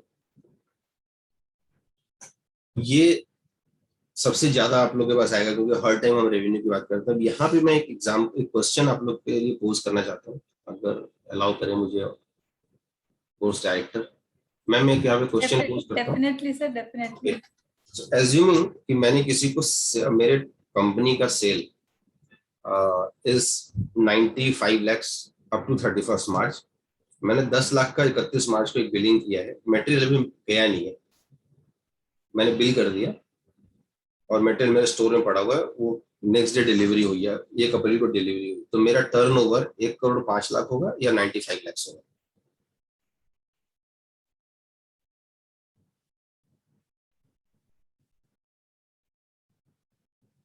So any answer from the audience also? So generally हम लोग क्या करते हैं, हम लोग कहते हैं ये जितने का बिलिंग हुआ, क्योंकि वो GST का रिटर्न भी फाइल करता है और GST रिटर्न में उसको इंक्लूड भी करता है, और हम कहते हैं कि आपका जितना का सेल हुआ, आपका एज पर GST आपका सेल 1 करोड़ 5 लाख है, तो आपका 1 करोड़ 5 लाख का ये इनकम भी है, क्योंकि आपने सेल तो कर ही दिया है. लेकिन अगर आप उसका लैंग्वेज देखिए, क्योंकि रेवेन्यू रिकॉग्निशन के लिए इनकम टैक्स में कुछ नहीं बोला गया, तो मैं रेवेन्यू को कैसे रिकॉग्नाइज करूंगा. आशा मैम को लगा कि नहीं 95 होना चाहिए, तो 95 लिया. अमन जी को लगा कि नहीं मैं तो सेल तो कर चुका हूँ, तो मैं तो 105 लूंगा, तो उन्होंने 105 ले लिया. दोनों में सिचुएशन में डिफरेंट ये हुआ कि एक में आप अनऑडिटेबल में रह गए, दूसरे में आपका ऑडिटेबल केस बन गया. तो ये पहले ये दिया हुआ नहीं था कि किस केस में आपको कैसे रिकॉग्नाइज करना है. अब हम इसको पढ़ते हैं और समझते हैं. हाईलाइट किया गया कुछ पोर्शन को, क्योंकि यहाँ पे हम लोग स्ट्रेस देंगे और इससे पूरा हमारा अकाउंटिंग जो हो रहा है और जो हम इनकम रिकॉग्नाइज कर रहे हैं उस पर पूरा इम्पैक्ट आएगा. So ICDS 4 deals with the basis of recognition, basis for recognition of revenue which is earned when performing business activity. So basically ये आपको बता रहा है कि revenue recognition ICDS 4 में क्या क्या है. Important thing is जो yellow highlight किया हुआ है, in case of sale of goods, जो भी मैंने example दिया, in case of sale of goods, the revenue will be recognized when the seller of goods has transferred the property. Property transfer कर दिया, कहते हैं हमने bill कर दिया, property transfer हो गई. Transfer the property or title of goods or title in the goods for a price to the buyer along with the significant risk and reward. So risk and reward जब तक transfer नहीं होता है तब तक हम ये नहीं बोल सकते कि आपका ये सेल कंप्लीट हो गया, आप रेवेन्यू रिकॉग्नाइज नहीं करते. तो रिस्क एंड रिवॉर्ड अभी भी मेरे पास है क्योंकि मेटेरियल मेरे गोडाउन में पड़ा हुआ है, तो अभी वो डिलीवरी नहीं हुई है, उसको डिलीवरी नेक्स्ट डे की है, उस केस में रिस्क एंड रिवॉर्ड अभी ट्रांसफर नहीं हुआ है. बिलिंग कर देना is not sale. Attached in the goods and the seller retains no effective control of the goods transferred. अगर उसका कोई कंट्रोल नहीं है उसके ऊपर, दे दिया और साइड कर दिया, देखो जी आपका है, आपने आप पैकेट बना दिया आपका, कल आके अपना ले जाना, अगर इसको बीच में कुछ हो जाता है तो आपकी जिम्मेदारी है. तो उस केस में आप कह सकते हो मैंने ट्रांसफर कर दिया कि रख के गया. और ऐसा बहुत कॉमन होता है, कोई लोग सामान खरीदते हैं और कहते हैं भाई साहब इसको अब रख लो, मैं कल आके ले जाऊंगा. तो क्या रिस्क रिवॉर्ड ट्रांसफर हुआ कि नहीं हुआ? उसने पेमेंट भी कर दिया, तो सेलर ने बिल भी काट दिया, स्टॉक में से माइनस भी कर दिया, तो क्या रिस्क और रिवॉर्ड ट्रांसफर हुआ कि नहीं हुआ? उस केस में वो कह सकता है भाई मैंने तो दे दिया, वो अपने मर्जी से यहाँ छोड़ के गया है, लेकिन जब तक वो उसके पास है वो रिस्क वही एज्यूम कर रहा है, क्योंकि अगर कुछ हो जाता है तो क्या वो कह सकता है भाई मैं तो यहाँ पर रख के गया थे, आप जानो. तो ये बहुत सारे चैलेंजेस हैं. बट जब हम पूरे इसको रेवेन्यू प्रोसेस को अंडरस्टैंड करते हैं तो अगर रिस्क एंड रिवॉर्ड ट्रांसफर नहीं हुआ है तो हम ये कहते हैं सेल कंक्लूड नहीं हुआ, so it is not sale. Supply आपका हो सकता है जीएसटी पर्पस के लिए, that other experts can guide you, but as per my knowledge excluding GST, yes risk and reward transfer नहीं हुआ तो आपका सेल कंक्लूड नहीं हुआ. ये तो हमने सेल ऑफ गुड्स की बात की. अब मैं आ रहा हूँ सेल ऑफ सर्विसेज के ऊपर. सेल ऑफ सर्विसेज का मतलब जहां पे चार्टर्ड अकाउंटेंट्स के सर्विसेज हैं, इंजीनियर्स के सर्विसेज हैं, उनका कैसे होगा? So revenue from service transactions shall be recognized by the percentage completion method. So as a chartered accountant आपको अपना बुक्स भी percentage completion method पे revenue recognize करना है. Under this method revenue from service transaction is matched with the service transaction cost incurred in reaching the stage one. So basic चीज है, resulting in the determination of the revenue expenses. So ये मैंने इसलिए इसको highlight किया हुआ है क्योंकि ये चार्टर्ड अकाउंटेंट्स के ऊपर भी एप्लीकेबल है और आपके बहुत सारे क्लाइंट होंगे जो सर्विस इंडस्ट्री में होंगे, उनके ऊपर भी ये एप्लीकेबल होगा. If the service are being provided on the concurrent basis, then revenue will be recognized on a straight line method like monthly or quarterly. आपने कोई रिटेनशिप पे काम लिया हुआ, हर महीने आपको पेमेंट आ रही है, हर महीने आप बिल कर रहे हैं, तो ये कॉन्करेंट सर्विसेज में चला जाता है, तो आप उसको स्ट्रेट लाइन मेथड में भी कर सकते हैं. इंपॉर्टेंट चीज है क्योंकि परसेंटेज ऑफ कंप्लीशन मेथड हमने यहाँ पे मेंशन किया है, तो ये जानना बहुत जरूरी है कि यहाँ पे इसका ये कैसे होगा, क्योंकि कंस्ट्रक्शन कॉन्ट्रैक्ट में तो हमने अलग से पढ़ा था percentage of completion method. Revenue from service transaction shall be recognised और पीओसी, ये अभी हमने डिस्कस किया. ये बहुत इंपॉर्टेंट लाइन में आपके सामने डिस्कस करने जा रहा हूँ. Under this method, revenue from service transaction is matched with the service transaction cost incurred in reaching the stage of completion, resulting in the determination of revenue, expenses and profit which can be attributed that proportion of the work completed. अब आपके सामने example रखता हूँ. Chartered accountants audit करते हैं, 75% काम पिछले साल का ऑडिट, क्योंकि उनका असाइनमेंट है कि आप क्वार्टरली आके ऑडिट करते हैं. आप इंटरनल ऑडिटर है, क्वार्टरली ऑडिट करते जाओ, ईयर एंड की जब ऑडिट होगी फाइनल रिपोर्ट दे ना, बिलिंग करते हैं. आप क्वार्टरली ऑडिट करते हैं, क्वार्टरली ऑडिट की आपने रिपोर्ट भी आप डिस्कस करते हो बोर्ड के साथ, तो 3 क्वार्टर तो खत्म हो गया. 4th क्वार्टर में जब आप जाते हैं, जब 4th क्वार्टर में जाते हैं तो उसकी रिपोर्ट आप सबमिट करते हैं 15 अप्रैल को नेक्स्ट ईयर. जैसे आप वहां पे पहुंचते हो तो आपका कंप्लीट हो गया असाइनमेंट. अब आपने इसकी बिलिंग कर दी 10 लाख की. ये 10 लाख एक्चुअली आपने बिलिंग की अप्रैल में, बट ये अप्रैल का इनकम नहीं है, ये पिछले साल जो आपने कॉस्ट इनकर किया, जो टाइम स्पेंड किया उसका इनकम. तो लास्ट ईयर आपने इनकम में लिया नहीं, आपको परसेंटेज ऑफ कंप्लीशन मेथड में आपको वहां पे भी स्टेज ऑफ कंप्लीशन बेसिस पे रिकॉग्नाइज करना है। If the services are being provided, ये हमने डिस्कस कर लिया। कंप्लीटेड कॉन्ट्रैक्ट मेथड, इन्होंने कुछ सिचुएशन दिए हैं जहां पे क्या कंप्लीट कॉन्ट्रैक्ट मेथड भी अप्लाई कर सकते हैं, जैसे कि अगर आपका कॉन्ट्रैक्ट 90 डेज में खत्म हो जाता है तो आप कहते हैं मैं तो कंप्लीट कॉन्ट्रैक्ट मेथड अप्लाई करूंगा। In the case of entities resources, interest of any other income arising will be accrued and recognized on the time basis determined by the amount outstanding and the rate applicable. So these are all important aspects. मैं complete contract method कैसे count करूंगा। अब जो important चीज है, क्योंकि ये तो आईसीडीएस में अभी तक जो हमने यहाँ पे पढ़ा सर्विस के केस में वो आईसीडीएस का पार्ट था, लेकिन कंस्ट्रक्शन कॉन्ट्रैक्ट और रेवेन्यू रिकॉग्निशन अगर मैं दोनों की बात करूं तो सेक्शन इंपॉर्टेंट है सेक्शन 43C(b). अब इसमें क्या चेंज है, क्योंकि ये ज्यादा पुराना सेक्शन नहीं है, इसलिए इसको समझते हैं हम लोग और इसको साथ में आईसीडीएस से भी लिंक करते हैं और इनकम टैक्स अकाउंटिंग स्टैंडर्ड से भी समझते हैं, तो क्या डिफरेंस निकल के आता है। ये बहुत इंपॉर्टेंट सेक्शन है। 90 डेज वाला इन्होंने बात यहाँ भी कहा है, वो यहाँ पे भी आपको मिलेगा। लेकिन उसके पहले क्या है, the profit and gain arising from the construction contract. तो कंस्ट्रक्शन कॉन्ट्रैक्ट अगर मैं बोलूँ तो मतलब कंस्ट्रक्शन कॉन्ट्रैक्ट मींस जो भी आपको कंस्ट्रक्शन करने के लिए दिया गया या वैसा कोई सर्विस जो कंस्ट्रक्शन से रिलेटेड है, वो भी कंस्ट्रक्शन कॉन्ट्रैक्ट का पार्ट है। सेकंड जो इंपॉर्टेंट है, और के बाद जो ये ऐड कर रहे हैं, a contract for providing services. So chartered accountant की सर्विस या वेबसाइट डेवलपर या कोई ऐप बनाते हैं, वो सब भी इसमें फॉलो करते हैं। Providing services shall be determined on the POCM in according to this. किसको एक्सक्लूड किया गया, provided that profit contract services with the duration 90 days अगर है तो आप स्ट्रेट लाइन मेथड फॉलो कर लीजिए, या फिर indeterminate amount number of acts है और specified services of time shell be determined on the basis of straight line method.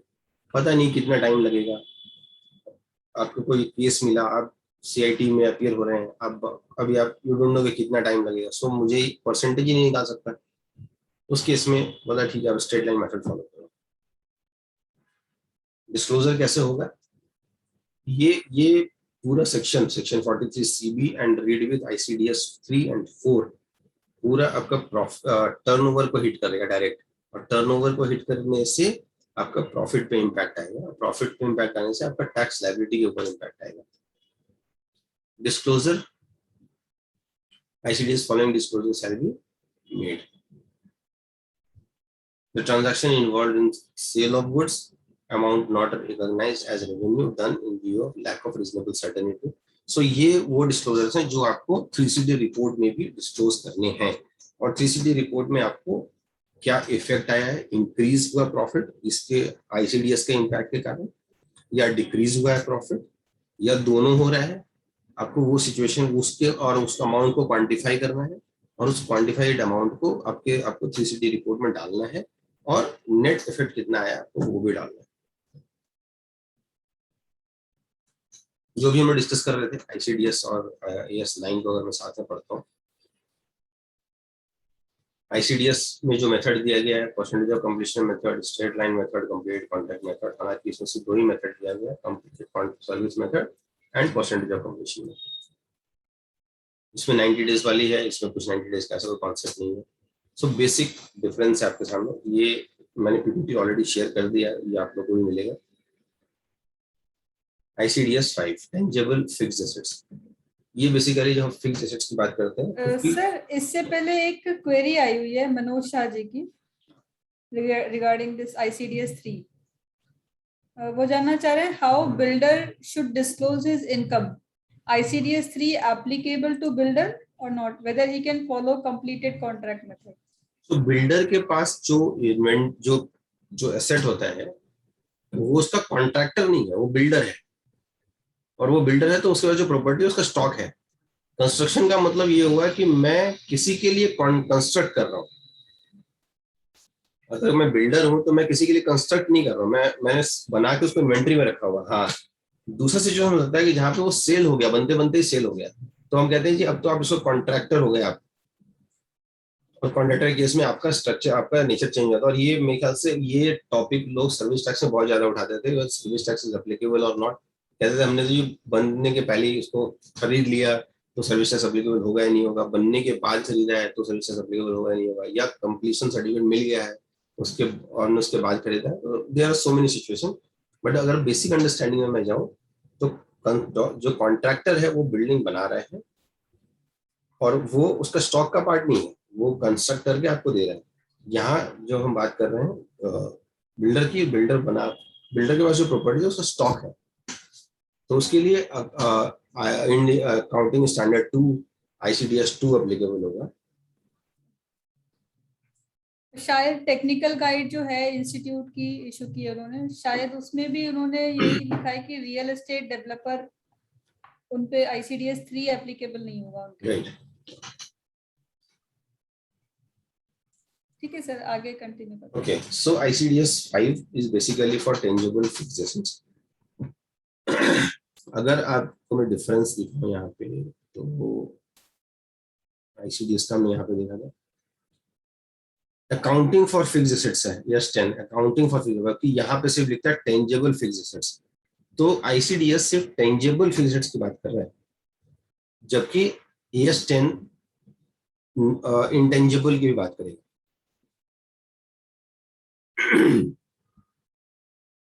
Okay, तो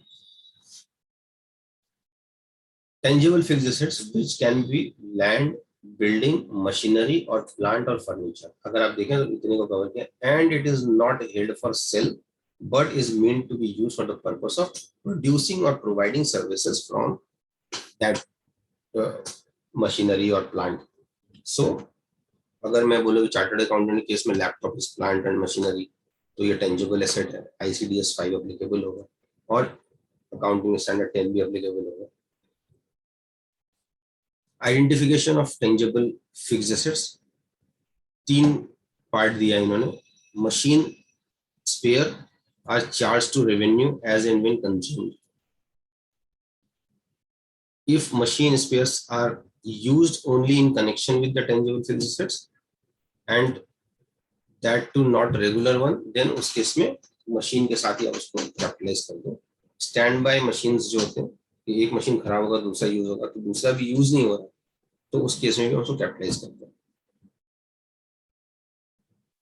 कंपोनेंट्स ऑफ एक्चुअल कॉस्ट, ये बहुत इंपॉर्टेंट है क्योंकि जब भी कोई प्लांट एंड मशीनरी मेरे पास आता है, अगर हमारे को बिल मिल रहा है एज ऑडिटर, आप बिल मिलता है आपको और आप उसके बेसिस पे डेप्रिसिएशन चार्ज करते हो, तो एक्चुअल कॉस्ट मैं किसको लूंगा डेप्रिसिएशन पर्पस के लिए। जो इनवॉइस मेरे पास आया है उसमें अगर सपोज कीजिए मशीन का प्राइस 1 करोड़ लिखा हुआ है और उसके ट्रांसपोर्टेशन में मुझे 2 लाख रुपए खर्च हुए, तो क्या वो 1 करोड़ 2 लाख का मशीन है या 1 करोड़ का मशीन है? So purchase price, duties and taxes and any directly attributable expenditure, तो मैं उसको लेकर आया वो मेरा एक्सपेंडिचर है, डायरेक्ट एट्रीब्यूटेबल है। कोई मशीन है जिसको मुझे इंस्टॉल करना है उसका भी मुझे कॉस्ट लग रहा है, वो भी मेरा कॉस्ट का कंपोनेंट है, वो सब इंक्लूड करना है मुझे। Any after acquisition price adjustment, जैसे फॉरेन एक्सचेंज फ्लक्चुएशन, आपने परचेज कर लिया, पुट टू यूज नहीं हुआ तो इसके पहले का जितना भी खर्चा सारा मेरा कॉस्ट है। Expenditure incurred till the production begin and so on. So ये पूरा लिस्ट है आपके सामने, अगर आप देखेंगे तो ये अकाउंट जो इंडियस में जो आइटम लिस्ट किया हमने उसको वहीं से रेफर किया, तो ये सारे सिचुएशन को कवर करता है।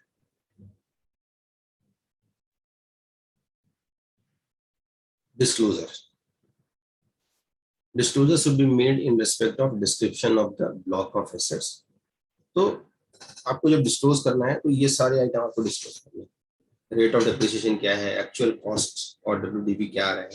तो हम लोग जब स्टेटमेंट बनाते हैं तो हम कहते हैं हमने ऑलरेडी उसमें डाल दिया, बट इनकम टैक्स पर्पस के लिए सेपरेट शीट बनती है क्योंकि आप उसमें टैक्स रेट को डिफरेंटली लेते हैं और डिप्रिसिएशन का रेट को डिफरेंटली लेते हैं, तो आपका जो डिस्क्लोजर है वो अकॉर्डिंगली होना चाहिए और item number 13 of the 3CD report में भी वो रिपोर्ट होना चाहिए।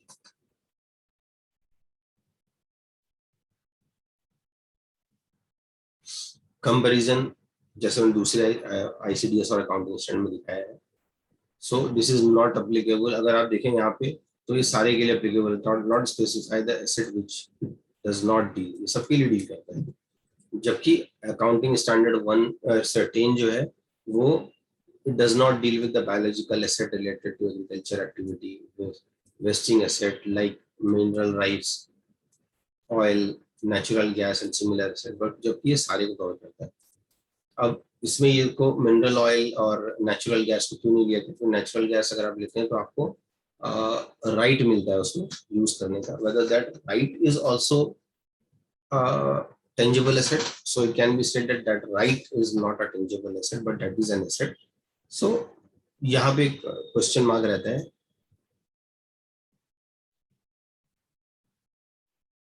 Okay, coming to 6, effect of changes in foreign exchange rates. ये इसलिए भी इम्पोर्टेंट है क्योंकि ऑलमोस्ट जितने भी आपके पास बैलेंस शीट आते हैं उसमें कोई ना कोई ट्रांजेक्शन ऐसा होता है कि वो या तो बाहर से कुछ सामान खरीद रहा होता है या बाहर बेच रहा होता है, उसके पास कोई ना कोई ऐसा डेटर या क्रेडिटर होते हैं जो बाहर के होते हैं।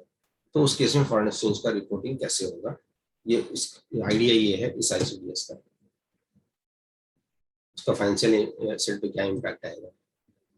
The foreign currency transaction shall be recorded by applying exchange rate. किस डेट का exchange rate?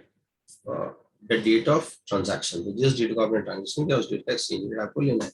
So what is exchange rate? ये जरूर क्वेश्चन आ सकता है, मैं TT बाइंग रेट लूंगा, सेलिंग रेट लूंगा।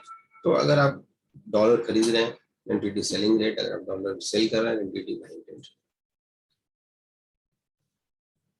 An average rate of the week of a month that approximates the actual rate may be used.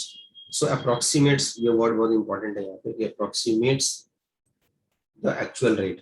So अगर मान लीजिए आपने बाई किया उस डेट को, रेट था 73 रुपीज 73 रुपीज 50 पैसे डॉलर, जब आपने और पूरे मंथ का एक एवरेज निकालते हैं तो 73 रुपीज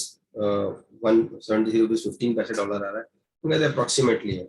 लेकिन अगर आप एवरेज निकालते हैं तो 78 निकल रहा है और जिस रेट को आपने खरीदा था वो 73 निकल रहा है, हालांकि इतना वेरिएशन नहीं है।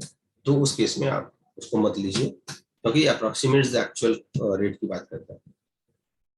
कन्वर्जन ऑफ रिपोर्टिंग कैसे कन्वर्ट करते हैं, ये मैं इसको शॉर्ट में इसलिए ले रहा हूँ क्योंकि अगर मैं इसको डेप्थ में जाऊँगा तो टाइम ज्यादा लगेगा। मैं सीधा कन्वर्जन पे आता हूँ क्योंकि रिपोर्टिंग पर्पस के लिए इंपॉर्टेंट है। So foreign currency monetary items shall be converted into reporting currency at closing rate. जिस रिपोर्टिंग करेंसी, अगर मैं INR की बात करता हूँ, अगर मैं इंडिया में रिपोर्ट करूँ तो रिपोर्टिंग करेंसी मेरा INR है, उस केस में मुझे कन्वर्ट करना है उसको क्लोजिंग डेट का, क्लोजिंग रिपोर्टिंग डेट का जो मेरा रेट होगा उसके ऊपर करना है। नॉन मॉनेटरी आइटम के लिए जिस डेट को आपने ट्रांजैक्शन किया है उस डेट का करना है। अगर वो नॉन मॉनेटरी आइटम आपका स्टॉक इन ट्रेड है, non monetary item being stock in trade, being stock in non-monetary item denominated in foreign currency which is carried at the net realizable value shall be converted exchange rate and then reported. So ये question आपके पास आएगा कि what is the meaning of monetary item, what is non-monetary item. So just to give one liner example, कोई भी asset जिसको आप reasonably money value में convert कर सकते हैं, जैसे आपके पास कैश पड़ा है 5 लाख, इसका वैल्यू आपको इसको कन्वर्ट करना है, तो ये 5 लाख है क्योंकि आप उससे 5 लाख रुपए रियलाइज कर सकते हैं। आपका डेटर्स खड़ा है 1 करोड़ का, तो आपको 1 करोड़ का वैल्यू का है क्योंकि आप उससे 1 करोड़ आपको मिलेगा। लेकिन अगर आपको कोई तो ये हुआ मॉनेटरी आइटम। अगर कोई नॉन मॉनेटरी आइटम मतलब वैसा आइटम जिसका मॉनेटरी वैल्यू में रीजनेबली अमाउंट तक पहुंचना पॉसिबल नहीं है, क्योंकि हम लोग जब बुक्स बनाते हैं तो हम क्या करते हैं, हिस्टोरिकल कॉस्ट के ऊपर लेते हैं। आपने लैंड खरीदा था 1 करोड़ का, तो आप उसको 1 करोड़ में दिखा रहे हैं, लेकिन आज की डेट में वो लैंड कितना मनी फेच करेगा, तो आप बोलोगे ये तो आज की डेट में 5 करोड़ में बिकेगा, लेकिन क्या वो एग्जैक्टली 5 करोड़ में बिकेगा, 4.5 करोड़ में बिकेगा, 5.5 करोड़ में बिकेगा, ऑन एन एवरेज। और तो इसका मतलब आप अमाउंट को सर्टेनली आप डिटरमिन नहीं कर सकते कि कितना रियलाइज करें। उस केस में क्या है, ट्रांजैक्शन वैल्यू ही रखना है आपको। और स्टॉक के केस में NRV पे रिपोर्ट करना है तो आपका net realised value shall be converted, so NRV को आपको कन्वर्ट करना है। Although stock in trade is also a non monetary item. Foreign exchange differences arising due to settlement not required, but if it is due to non-monetary item, then such differences shall not be recognized. comparison, ICDS 6 does not specify the type of foreign operations. However, in accounting standard 11 specifies it. ICDS does not provide for disclosure requirement. However, accounting standard 11 says about the disclosure requirement. So these are the few important points for the purpose of comparison in ICDS 6 and ICDS 11, as I have done in the other cases also.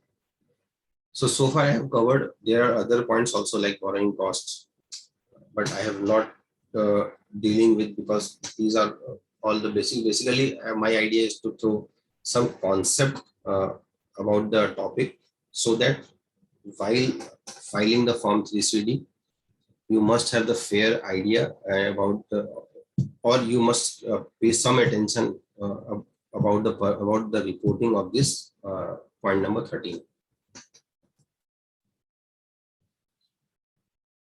So coming to next topic, which is assigned to me, is sale of property at lower than stamp value, and that is as per point number 17 of the 3CD report. So if there is any query on ICDS, I am ready to take it. Yes. There are two questions. First is कि normally जो disclosures हैं, they show in notes to accounts. उसको clause 13 में how to show it in clause 13? अगर आप clause 13 का आपके clause 13 हो, तो उसमें देखिए E में आपको देना है अमाउंट, और E के बाद F में आता है डिस्क्लोजर. तो वो F में आपको डिस्क्लोजर देना है, और वहां पे लिखने का ऑप्शन होता है आपके पास. दोनों जरूरी है. आपने सिर्फ अमाउंट डाल दिया, डिस्क्लोजर नहीं किया, वो इनकम्प्लीट हो गया. Next question is from mister Arun. ये पूछ रहे हैं, first year insurance of assets like vehicles is to be capitalized or not as per ICDS? Technically yes, because if you are not paying insurance, then you cannot be said that the because अब जब asset को लाते हैं एक particular location पे, वहां तक लाने का वो कॉस्ट भी उसमें इंक्लूड किया हुआ है. अगर वो नहीं होगा तो ये आपका मेटल वहां से मूव नहीं कर सकता. So technically yes, insurance should be part of this. However, for succeeding years, insurance we can take it as a revenue expenditure. In fact, as per accounting standard, I think we can capitalize the first insurance, whether it is ICDS or AS. तो दोनों में same ही रहेगा. And department will be very happy if you recognize it, if you capitalize it, because उनका तो revenue से वो खर्चा कम हो रहा है, और उनका आइडिया भी यही है. अगर आप देखेंगे पूरा ICDS पढ़ के, तो वैसा आइटम जो आपको फ्यूचर में रियलाइज हो रहा है, वो कह रहा है इसी साल में रिकॉग्नाइज कर लो. वैसा खर्चा जो आप ऑलरेडी कर चुके हैं, वो कहते हैं वो कैपिटलाइज करना हो तो कर लो. But sometimes GST input may comes in, like in case of commercial vehicles or kind of thing, like mixture plant and all. I think as far as concerned to ICDS or accounting standard, GST provision should not be linked with this. Reason being, आपको जैसे आप कोई गाड़ी खरीदते हैं, तो आप उसका खर्चा क्लेम करते हैं. खर्चा मतलब आप उसको कैपिटलाइज करते हैं, डेप्रिसिएशन क्लेम करते हैं, बट उस पे जो आपने GST पे किया, आपको वो अलाउ नहीं होता. I'm talking about that commercial, like JCB and all. मतलब insurance. आप उसी business में हैं, and that yes. Your purchase of asset is for the purpose of furtherance of business. Then it can be said that yes, it is my business expenditure. आपको उस समय input credit मिलेगा. That may be. But ये अगर वो होता है ना, GST can. हाँ, तो GST को तो it's a long story, और already हमारे पास time कम है. Okay. तो अरुण जी का एक और क्वेश्चन है कि please explain straight method of revenue recognition. Straight method of revenue recognition. Okay. So straight line method. So basically क्या होता है, जब हम लोग, जैसे मैं रिटेनरशिप पे काम करता हूँ, so मुझे हर महीने मैं अपना बिल करता हूँ और मुझे पेमेंट मिलता है. उस केस में वो स्ट्रेट लाइन मेथड में आप उसको रिकॉग्नाइज करते हैं, क्योंकि असाइनमेंट कंप्लीट हुआ है नहीं. So complete contracted method, completed method is not applicable. Percentage of completion method में उसको मैं डिसाइड नहीं कर सकता कितना परसेंट होगा, बिकॉज मेरा कंटिन्यूइंग चलता रहेगा. 1 साल 2 साल 3 साल जब तक चलेगा, मुझे हर महीने 1 लाख रुपए फीस मिलता रहेगा. तो ये कंटिन्यूइंग में है. इस केस में आपको स्ट्रेट लाइन मेथड जैसे जैसे मेरा मिलता जा रहा है, मैं रेवेन्यू रिकॉग्नाइज करता जाऊंगा. नेक्स्ट है सचिन जैन जी का, wherein ICDS any excess provision disallowed will be reported. So excess provision means अगर आप ICDS के प्रोविजन को फॉलो कर रहे हैं अपने रेवेन्यू को रिकग्नाइज करने के लिए, then that is not excess. अब मैं आपको बेसिक चीज बताता हूँ। अभी तक क्या होता था, इनकम टैक्स रेवेन्यू को चैलेंज नहीं करता था। अगर आपने अपना टर्नओवर दिखाया 1.5 करोड़, तो 1.5 करोड़ को कैसे आप 1.5 करोड़ पहुंचे, नहीं 1.5 करोड़ नहीं, ये 2 करोड़ होना चाहिए, ये जनरली चैलेंज नहीं होता था। वो खर्चा डिसअलाउ करते थे, बट वो आपका रेवेन्यू जो आप देते थे एक्सेप्ट करते थे। अब after ICDS of course revenue भी चैलेंज होता है। सो अगर आपने प्रोविजन के हिसाब से दिखाया, then there is no question of excess. अगर वो गलती से हो गया है, अलग कर दो जी, तो मेरा गलत हो गया, मुझे 1 करोड़, मुझे 1.5 करोड़ टर्नओवर दिखाना था, मैंने गलती से 2.25 करोड़ दिखा दिया, तो यस, नेक्स्ट ईयर में आप उसको कम करके दिखाइए, ये कह कि मैं already reported in last year. Alright sir, next आप कंटिन्यू करते हैं। Okay, so sale of property at lower than stamp duty value, और ये है पॉइंट नंबर 17 में। मैं पॉइंट नंबर 17 पढ़ता हूँ आपके लिए सर, इसका क्वेरी क्या है। वेदर इन लैंड और बिल्डिंग और both is transferred during the previous year for a consideration less than the value adopted or assessed or assessable by any authority of a state government referred to in section 43 CA or 50 C is furnished। क्या furnish करने के लिए बोल रहा है? Details of property, consideration received or accrued, value adopted or assessed or assessable। सो कितना आपने consideration receive किया या अक्रू हुआ आपको, और कितने वैल्यू पे वो असेसिंग ऑफिसर या वैल्यूएशन स्टैम्प वैल्यूएशन अथॉरिटी ने वैल्यू किया है। अगर आप ये डाल देते हैं तो डिफरेंस निकल के आ जाएगा अपने आप में। वो डिफरेंस आपके पास डेफिनेटली नोटिस आएगी कि आपका 43 CA आपके ऊपर एप्लीकेबल होगा, और stamp duty value would be considered अगर आपने कम पेज पर डील किया है। सो बेसिक बैकग्राउंड यहाँ का यही है कि sale of property at lower than stamp value. So stamp duty value पे अगर आप उससे कम में कर रहे हैं तो ये प्रोविजन एप्लीकेबल होता है और आपको यहाँ पे रिपोर्ट करनी होती है। और इस सेक्शन का एक और इम्पोर्टेंस है, अगर आपने कम पे लिया है और वो जो डिफरेंस है वो 50,000 से ज्यादा का है, तो सेक्शन 56(2)(10) में ऑल्सो बी एप्लीकेबल, और 56(2)(10) रिसीवर के हैंड में होता है। तो ये आपको ध्यान में रखना है हमेशा कि इसका एप्लीकेबिलिटी दोनों जगह हो सकता है।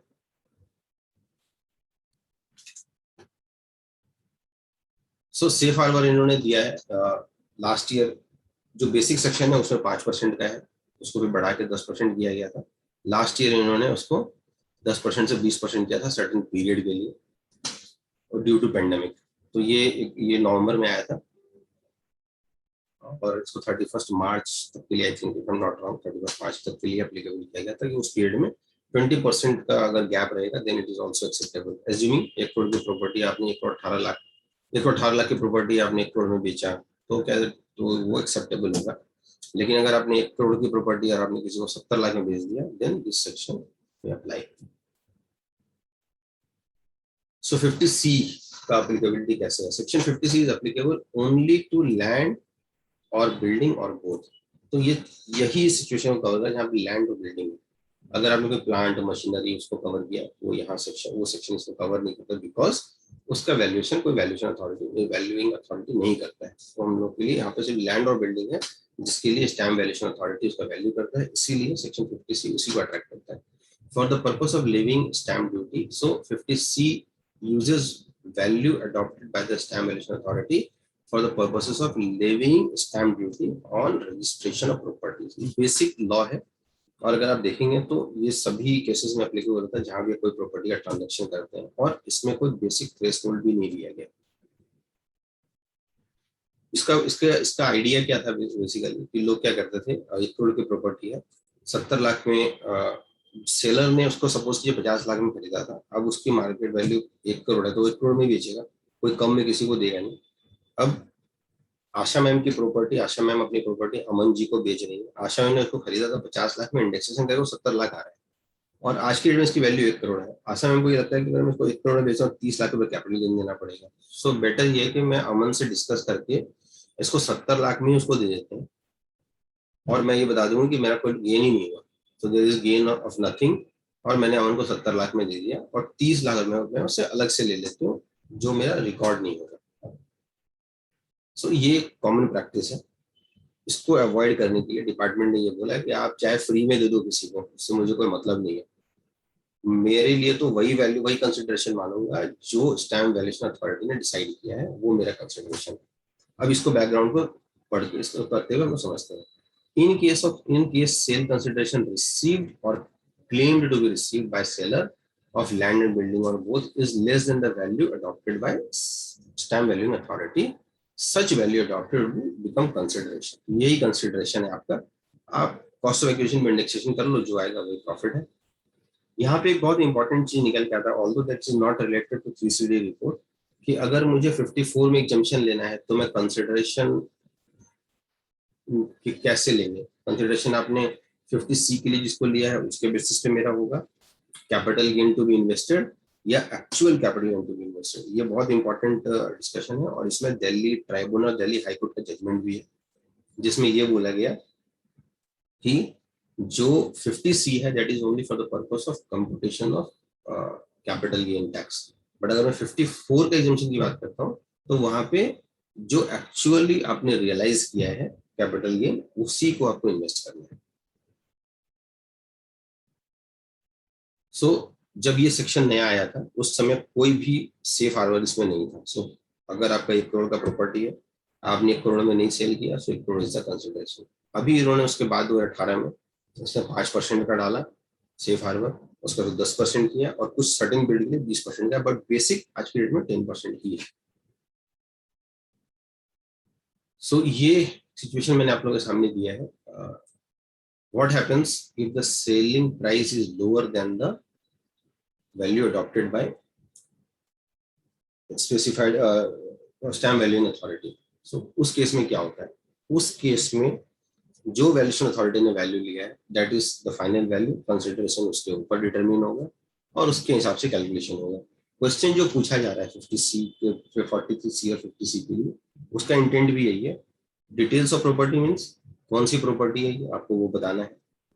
कंसिडरेशन रिसीव्ड, कितना रिसीव हुआ कंसिडरेशन। अब आपने कंसिडरेशन रिसीव किया 1 करोड़, प्रॉपर्टी की वैल्यू थी 1.5 करोड़ और आपने लिखा वैल्यू अडॉप्टेड बाय असेस्ड और असेसेबल 1.5 करोड़, तो डिफरेंस निकल के आ गया। अगर आप ये लिखते हैं कि वैल्यू कंसिडरेशन रिसीव्ड और accrued is 1 crore and value decided is 70 lakh, तो फिर आपको यहाँ रिपोर्ट करना है, लेकिन आपका इस पर एप्लीकेबिलिटी नहीं आएगी।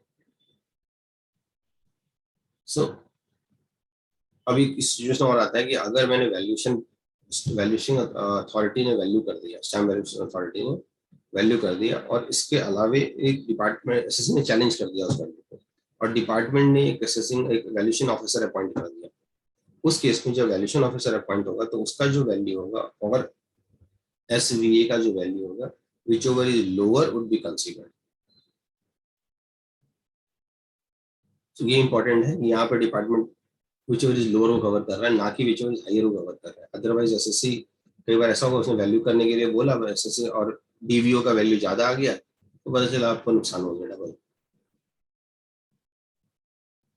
और ये सेक्शन बहुत इंपॉर्टेंट है और ये नॉर्मली ये क्वेश्चन और अराइज होता है कि अगर किसी ने अपने इंडिविजुअल नाम पे कोई प्रॉपर्टी खरीदी है उसमें ये सिचुएशन आता है तो भी क्या टैक्स ऑडिट रिपोर्ट में उसको रिपोर्ट करना है? क्योंकि टैक्स ऑडिट तो मैं बिजनेस का कर रहा हूँ, तो क्या उस केस में भी रिपोर्ट करना है? अगर आपका ट्रांजैक्शन बुक्स ऑफ इसको ये जो ट्रांजैक्शन है ये बुक्स ऑफ अकाउंट में रिकॉर्डेड है then yes it is to be reported. However अगर आपने इंडिविजुअल नाम पे किया है, बुक्स ऑफ अकाउंट्स में आपका लिंक्ड नहीं है, आप उसको सेपरेटली रिकॉर्ड कर रहे हैं, बुक्स अपने ऑडिटेबल बुक्स में आपका ये नहीं आ रहा है, then it is not to be reported by the tax auditor.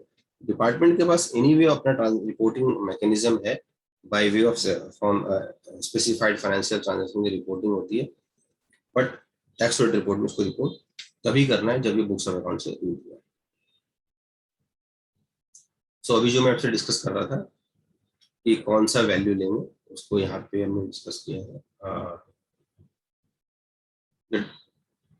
To determine the market value, valuation officer is provided with reference to the benefit of the taxpayer and saving for undue hardship.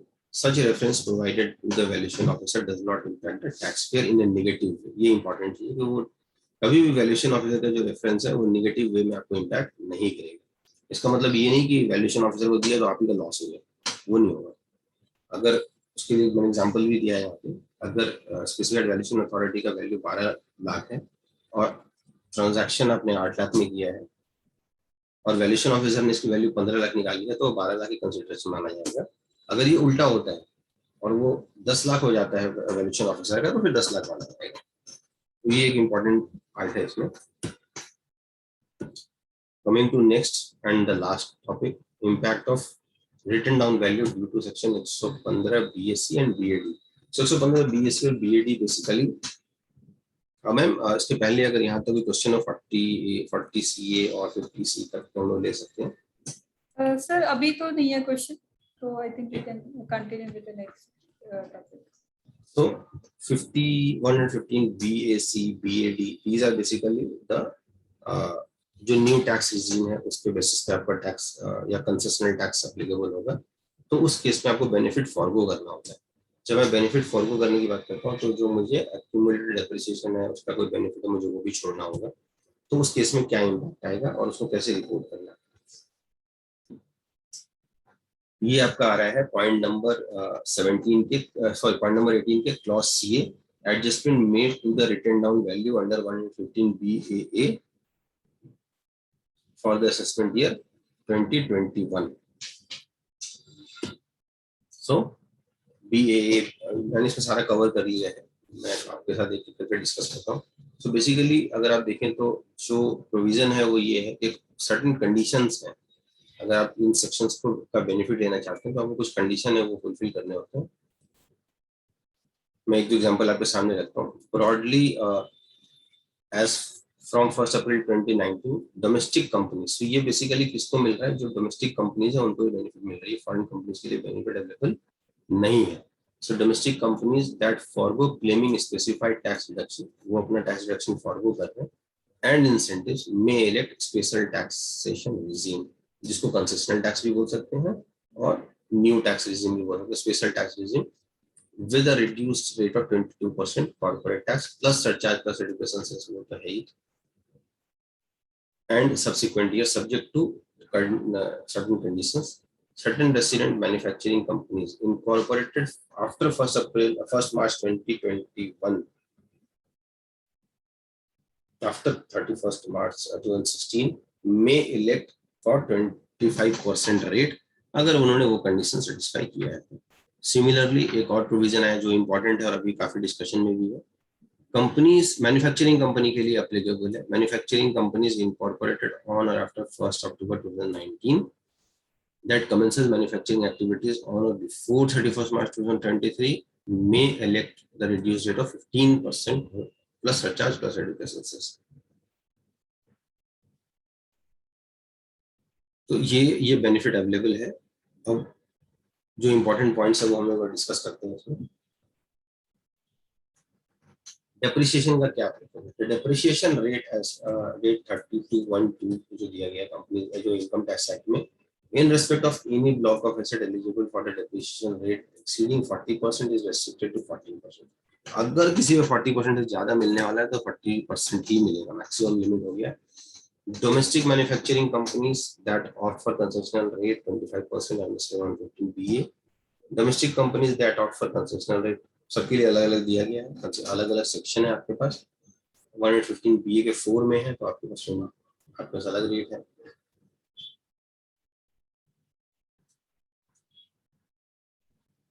अगर आप 115 BA में है तो आपके लिए अलग rate, BA में है तो आपके 25% का रेट है। अगर आप 115 BA के 5 में है तो 22% का रेट है। बेसिकली अगर आप देखेंगे तो जो क्वेश्चन है 18 क्लॉज नंबर 18 का क्लॉज C ए, वो भी इसी के लिए बोलता है adjustment made to the written down value, adjustment made to the written down value under section 115 BAA। तो ये BAA के दोनों पॉइंट, BAA के ये वाले पॉइंट है इसको कवर कर रहा है।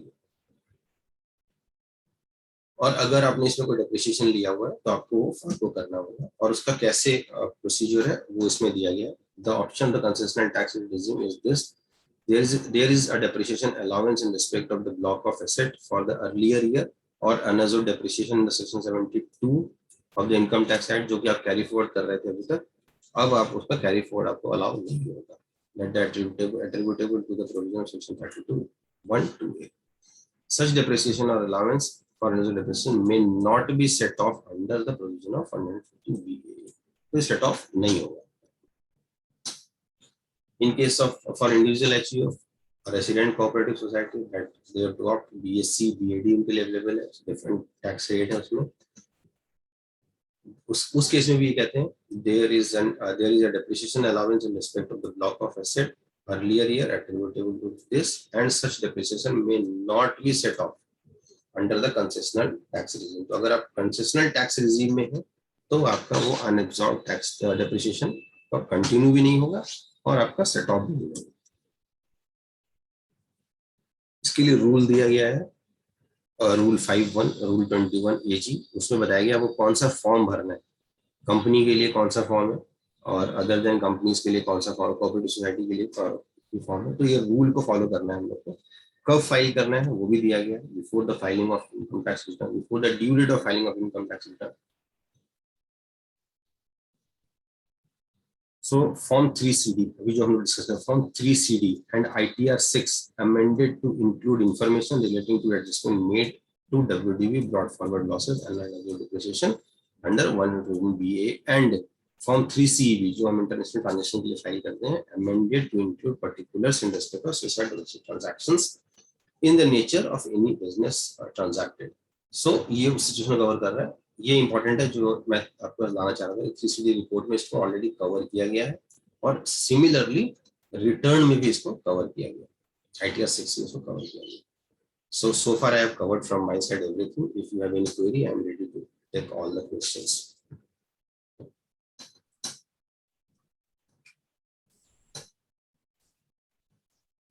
Thank you very much, Sachin sir. And I would request participants कि आपकी कोई भी query है तो आप पूछ सकते हैं. एक नेहा जी की query कि do these topics are relevant for interview purpose also. I guess कि शायद वो भी CA की तैयारी कर रही हैं, I guess. तो देखिए इंटरव्यू के लिए सारे टॉपिक जरूरी होते हैं. बाकी Sachin sir is more experience, तो सर इस पे कुछ आपकी गाइडेंस. तो इसमें से कोई भी क्वेश्चन आपके इंटरव्यू के लिए इम्पोर्टेंट नहीं है. चलो आपके इंटरव्यू के लिए इम्पोर्टेंट है आपका कॉन्फिडेंस. उसके बाद आप कोई भी आंसर कर सकते हो, क्योंकि जो इंटरव्यूअर होता है वो आपका करेक्ट आंसर और इनकरेक्ट आंसर के ऊपर नहीं जाता. आपका कॉन्फिडेंस लेवल क्या है आंसर करने का, उसके ऊपर जाता है, जो मैं समझता हूँ. Neha is qualified and she has been shortlisted by 4 companies. So congratulations Neha, and wish you all the best from team CASA for your interviews. Next sir query है ललित कुमार गुप्ता जी की. Is normal depreciation included in such unabsorbed depreciation or only additional depreciation is considered? कौन सा? ललित जी का. हाँ, क्या question क्या है? Is normal depreciation included in such unabsorbed depreciation or only additional depreciation is considered? 115. So जो लैंग्वेज इन्होंने लिखा है वो unabsorbed depreciation लिखा है. For carry forward purpose. हाँ, for carry forward. तो to my mind yes, दोनों के लिए बात कर रही है. सचिन जैन सर ने अपना क्वेश्चन रिपीट किया था. सचिन जी अगर आप चाहें तो आपको अनम्यूट कर सकते हैं और आप पूछ सकते हैं, क्योंकि आपके क्वेश्चन को समझ के जितनी चीज आई थी वो सर ने रिप्लाई कर दिया था. But still if you are not satisfied you can always raise your hand, we will unmute you. Is that okay Sachin sir? हाँ, एनीटाइम, कोई इशू नहीं. नेक्स्ट क्वेरी अभी क्वेरी है इसमें सर. एक ICDS 6 में जो अपने फॉरेन एक्सचेंज फ्लक्चुएशन से रिलेटेड है, उसमें लाइक क्रेडिट कार्ड के थ्रू एक्सपेंसेस होते हैं. क्रेडिट कार्ड में INR कन्वर्ट होके वहां पे मेंशन होता है and statement is in INR only. Although वहां पे डिटेल में लिखा होता है कि आपने कितने डॉलर या जो भी फॉरेन करेंसी आपने एक्सपेंस किया एंड किस रेट पे कन्वर्ट हुआ. तो on the date of transaction हमने उस रेट पर उसको बुक्स में रिकॉर्ड कर लिया। अब as on 31 March credit card की पेमेंट आउटस्टैंडिंग है, तो उस केस में will there be any impact as per ICDS? No no, उसमें कोई इम्पैक्ट नहीं आएगा क्योंकि आपकी जो लायबिलिटी है वो आईएनआर में है। ओके, तो इसलिए कन्वर्जन की कोई इशू नहीं आती है। कन्वर्जन हम तब करते हैं जब मेरी कोई एसेट या लायबिलिटी फॉरेन करेंसी में है और मुझे उसको कन्वर्ट करना है आईएनआर में, तब हम देखते हैं कि मॉनेटरी आइटम है तो किस डेट का रेट लेंगे, नॉन मॉनेटरी आइटम है तो किस डेट का रेट लेंगे। ओके। एक अनदर क्वेरी है on ICDS to valuation of inventory. इसमें जो फ्रेट एक्सपेंसेस होते हैं on purchase of goods, two types से हमारे पास आ जाते हैं। एक which is there in the purchase bill itself. Okay, that is clearly and easily apportioned to that in stock with goods which we have purchased. But other is where freight is charged separately by the transporter or we have own transportation system. So in that case, how to apportion that freight cost in the value of goods purchased? So अगर आपके पास अपना transportation system है तो of course उसका भी कोई cost आ रहा होगा और आप उसकी भी कॉस्टिंग निकालते होंगे डेफिनेटली, तो आपको वो कॉस्ट एलोकेट करना है। तो nothing is free, even though आप अपनी गाड़ी से आप किसी के यहाँ जाते हो, किसी क्लाइंट के यहाँ, तो आपको कॉस्ट तो लग ही रहा है। आप ये नहीं कह सकते मेरा कॉस्ट नहीं लग रहा है, कॉस्ट तो लग रहा है। हाँ, आप ये क्या जो उसमें क्या है आपको डिटरमिन करना होगा कितना मेरा कॉस्ट लगा, तो ऑफ कोर्स उसके लिए मैकेनिज्म आपको डेवलप करना होगा। अगर मैं पेट्रोलियम कंपनी की बात करूं तो वो जनरली अपना गुड्स अपना पेट्रोल मूव कराने के लिए उनके अपनी व्हीकल्स होते हैं, तो उस केस में वो अपना कॉस्टिंग निकालते हैं। बिकॉज जनरली ये चीज हमें क्लाइंट के यहाँ पर नहीं मिलती है, इन जनरल जो एसएमसी कंपनीज हो गई सब, और उस केस में हमें क्वालिफिकेशन डालने की जरूरत है अपने रिपोर्ट में, टैक्स ऑडिट। जहाँ भी आप सेटिस्फाइड नहीं, सजेस्ट जहाँ भी आप सेटिस्फाइड नहीं, आपको लगता है कि इंफॉर्मेशन इनकम्प्लीट है और क्लाइंट नहीं दे सकता है, सबसे पहला चीज आपको रिपोर्ट करना है फॉर्म 3CA 3CB में, एज द केस में भी। यहाँ पे आप MRL ले सकते हैं, आप क्लाइंट से MRL लीजिए सो दैट कि आप अपने आप को पहले प्रोटेक्ट कीजिए। The first thing is chartered accountant should protect themselves first, उसके बाद क्लाइंट का नंबर आता है। Next, coming back to our books of account maintenance part, उसमें sir I would request you to briefly explain that turnover and income limit, क्योंकि उसमें पीछे हमारे पास 2-3 क्वेश्चंस थे जो स्टिल अनआंसर्ड थे उस टाइम पर, तो इफ यू कैन आप क्वेश्चंस मुझे बता दो, मैं वो सारे क्वेश्चन भी ले लूंगा। इनिशियली हैं at around, let me check, at around 4:33 PM 2-3 questions are there. Okay, आप पढ़ सकते हो क्वेश्चन को? Yes. आप प्लीज लाइक मैं 3 क्वेश्चंस हैं जो सिमिलर हैं, तो मैं सारे रीड कर देती हूँ। Sir, ₹1,20,000 income is replaced by ₹1,50,000 or 25,000. Then he corrected it for 2,50,000. Then another is gross. समझ गया, पहला क्वेश्चन का आंसर मैं कर देता हूँ।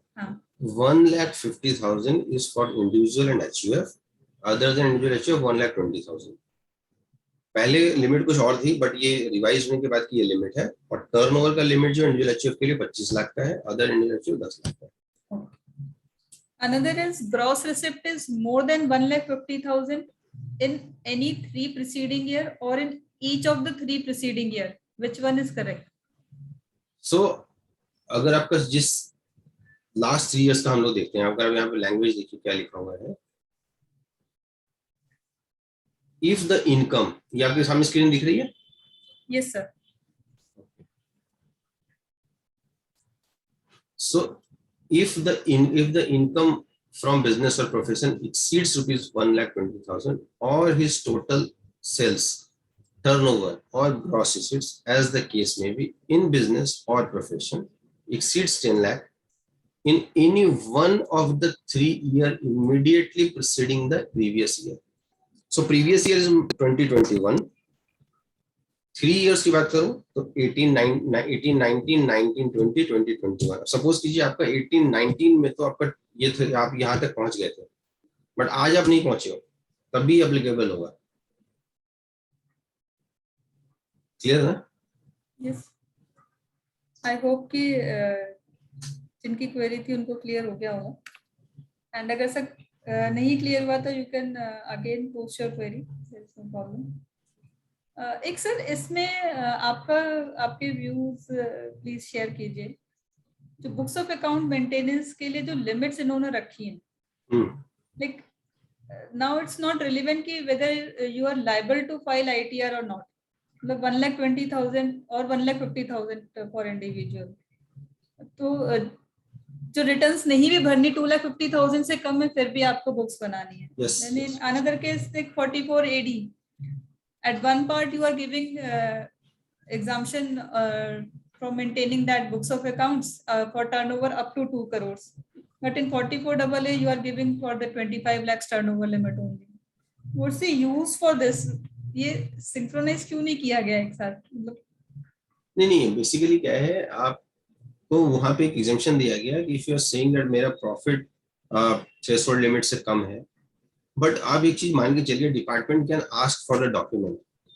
ये हम लोग आप, मैं एग्जांपल से आपको बताता हूँ. सपोज कीजिए आपके टर्नओवर 40 लाख है और आपने अपना प्रॉफिट डिक्लेयर किया 8% या 10%. आपने बोला 4 लाख में हो, मेरा टैक्सेबल लिमिट से आपने रिटर्न फाइल कर दिया. Assessing officer has full right to ask the document or any information on the basis of which you have determined that your turnover is 40 lakhs. आपने कैसे डिटरमिन किया कि 40 लाख है? तो कुछ ना कुछ तो डॉक्यूमेंट होगा. तो यहाँ पे ये कहना कि मैं तो लायबल नहीं हूँ. यू आर लायबल बिकॉज आपका टर्नओवर 25 लाख से ऊपर है. बीइंग एन इंडिविजुअल 25 लाख से ऊपर है. अब अगर आप समझो कि 25 लाख है, अगर 25 लाख है मेरा टर्नओवर और या 25 लाख से कम है, तो मैं बोलता हूँ मैं तो लायबल नहीं हूँ, तो मैं 8% के नीचे डिक्लेयर कर रहा हूँ, तो भी मेरे लिए एप्लीकेबल नहीं होगा. 8% से ऊपर करता हूँ तब भी मैं 2 लाख ही आएगा मेरा, तब भी मैं एप्लीकेबल नहीं होता हूँ, तो मैं वहां से बाहर निकल जाता हूँ. लेकिन उस केस में डिपार्टमेंट फिर भी मांग सकता है कि आप कैसे. 44 AD अगर आप देखते हो, वहां पे कहता है अगर आप उस परसेंटेज में डिक्लेयर कर देते हो तो हम आपसे कहीं ये नहीं बोला कि हम आपको मेंटेन नहीं करना है. आपको ये बोला गया इन केसेस में मेंटेन करना है. सो ऐसा नहीं कि एक्सक्लूड कर दिया स्पेशली उसको. सो असेसिंग ऑफिसर कैन आस्क. हालांकि इसमें कंट्री व्यूज भी हैं.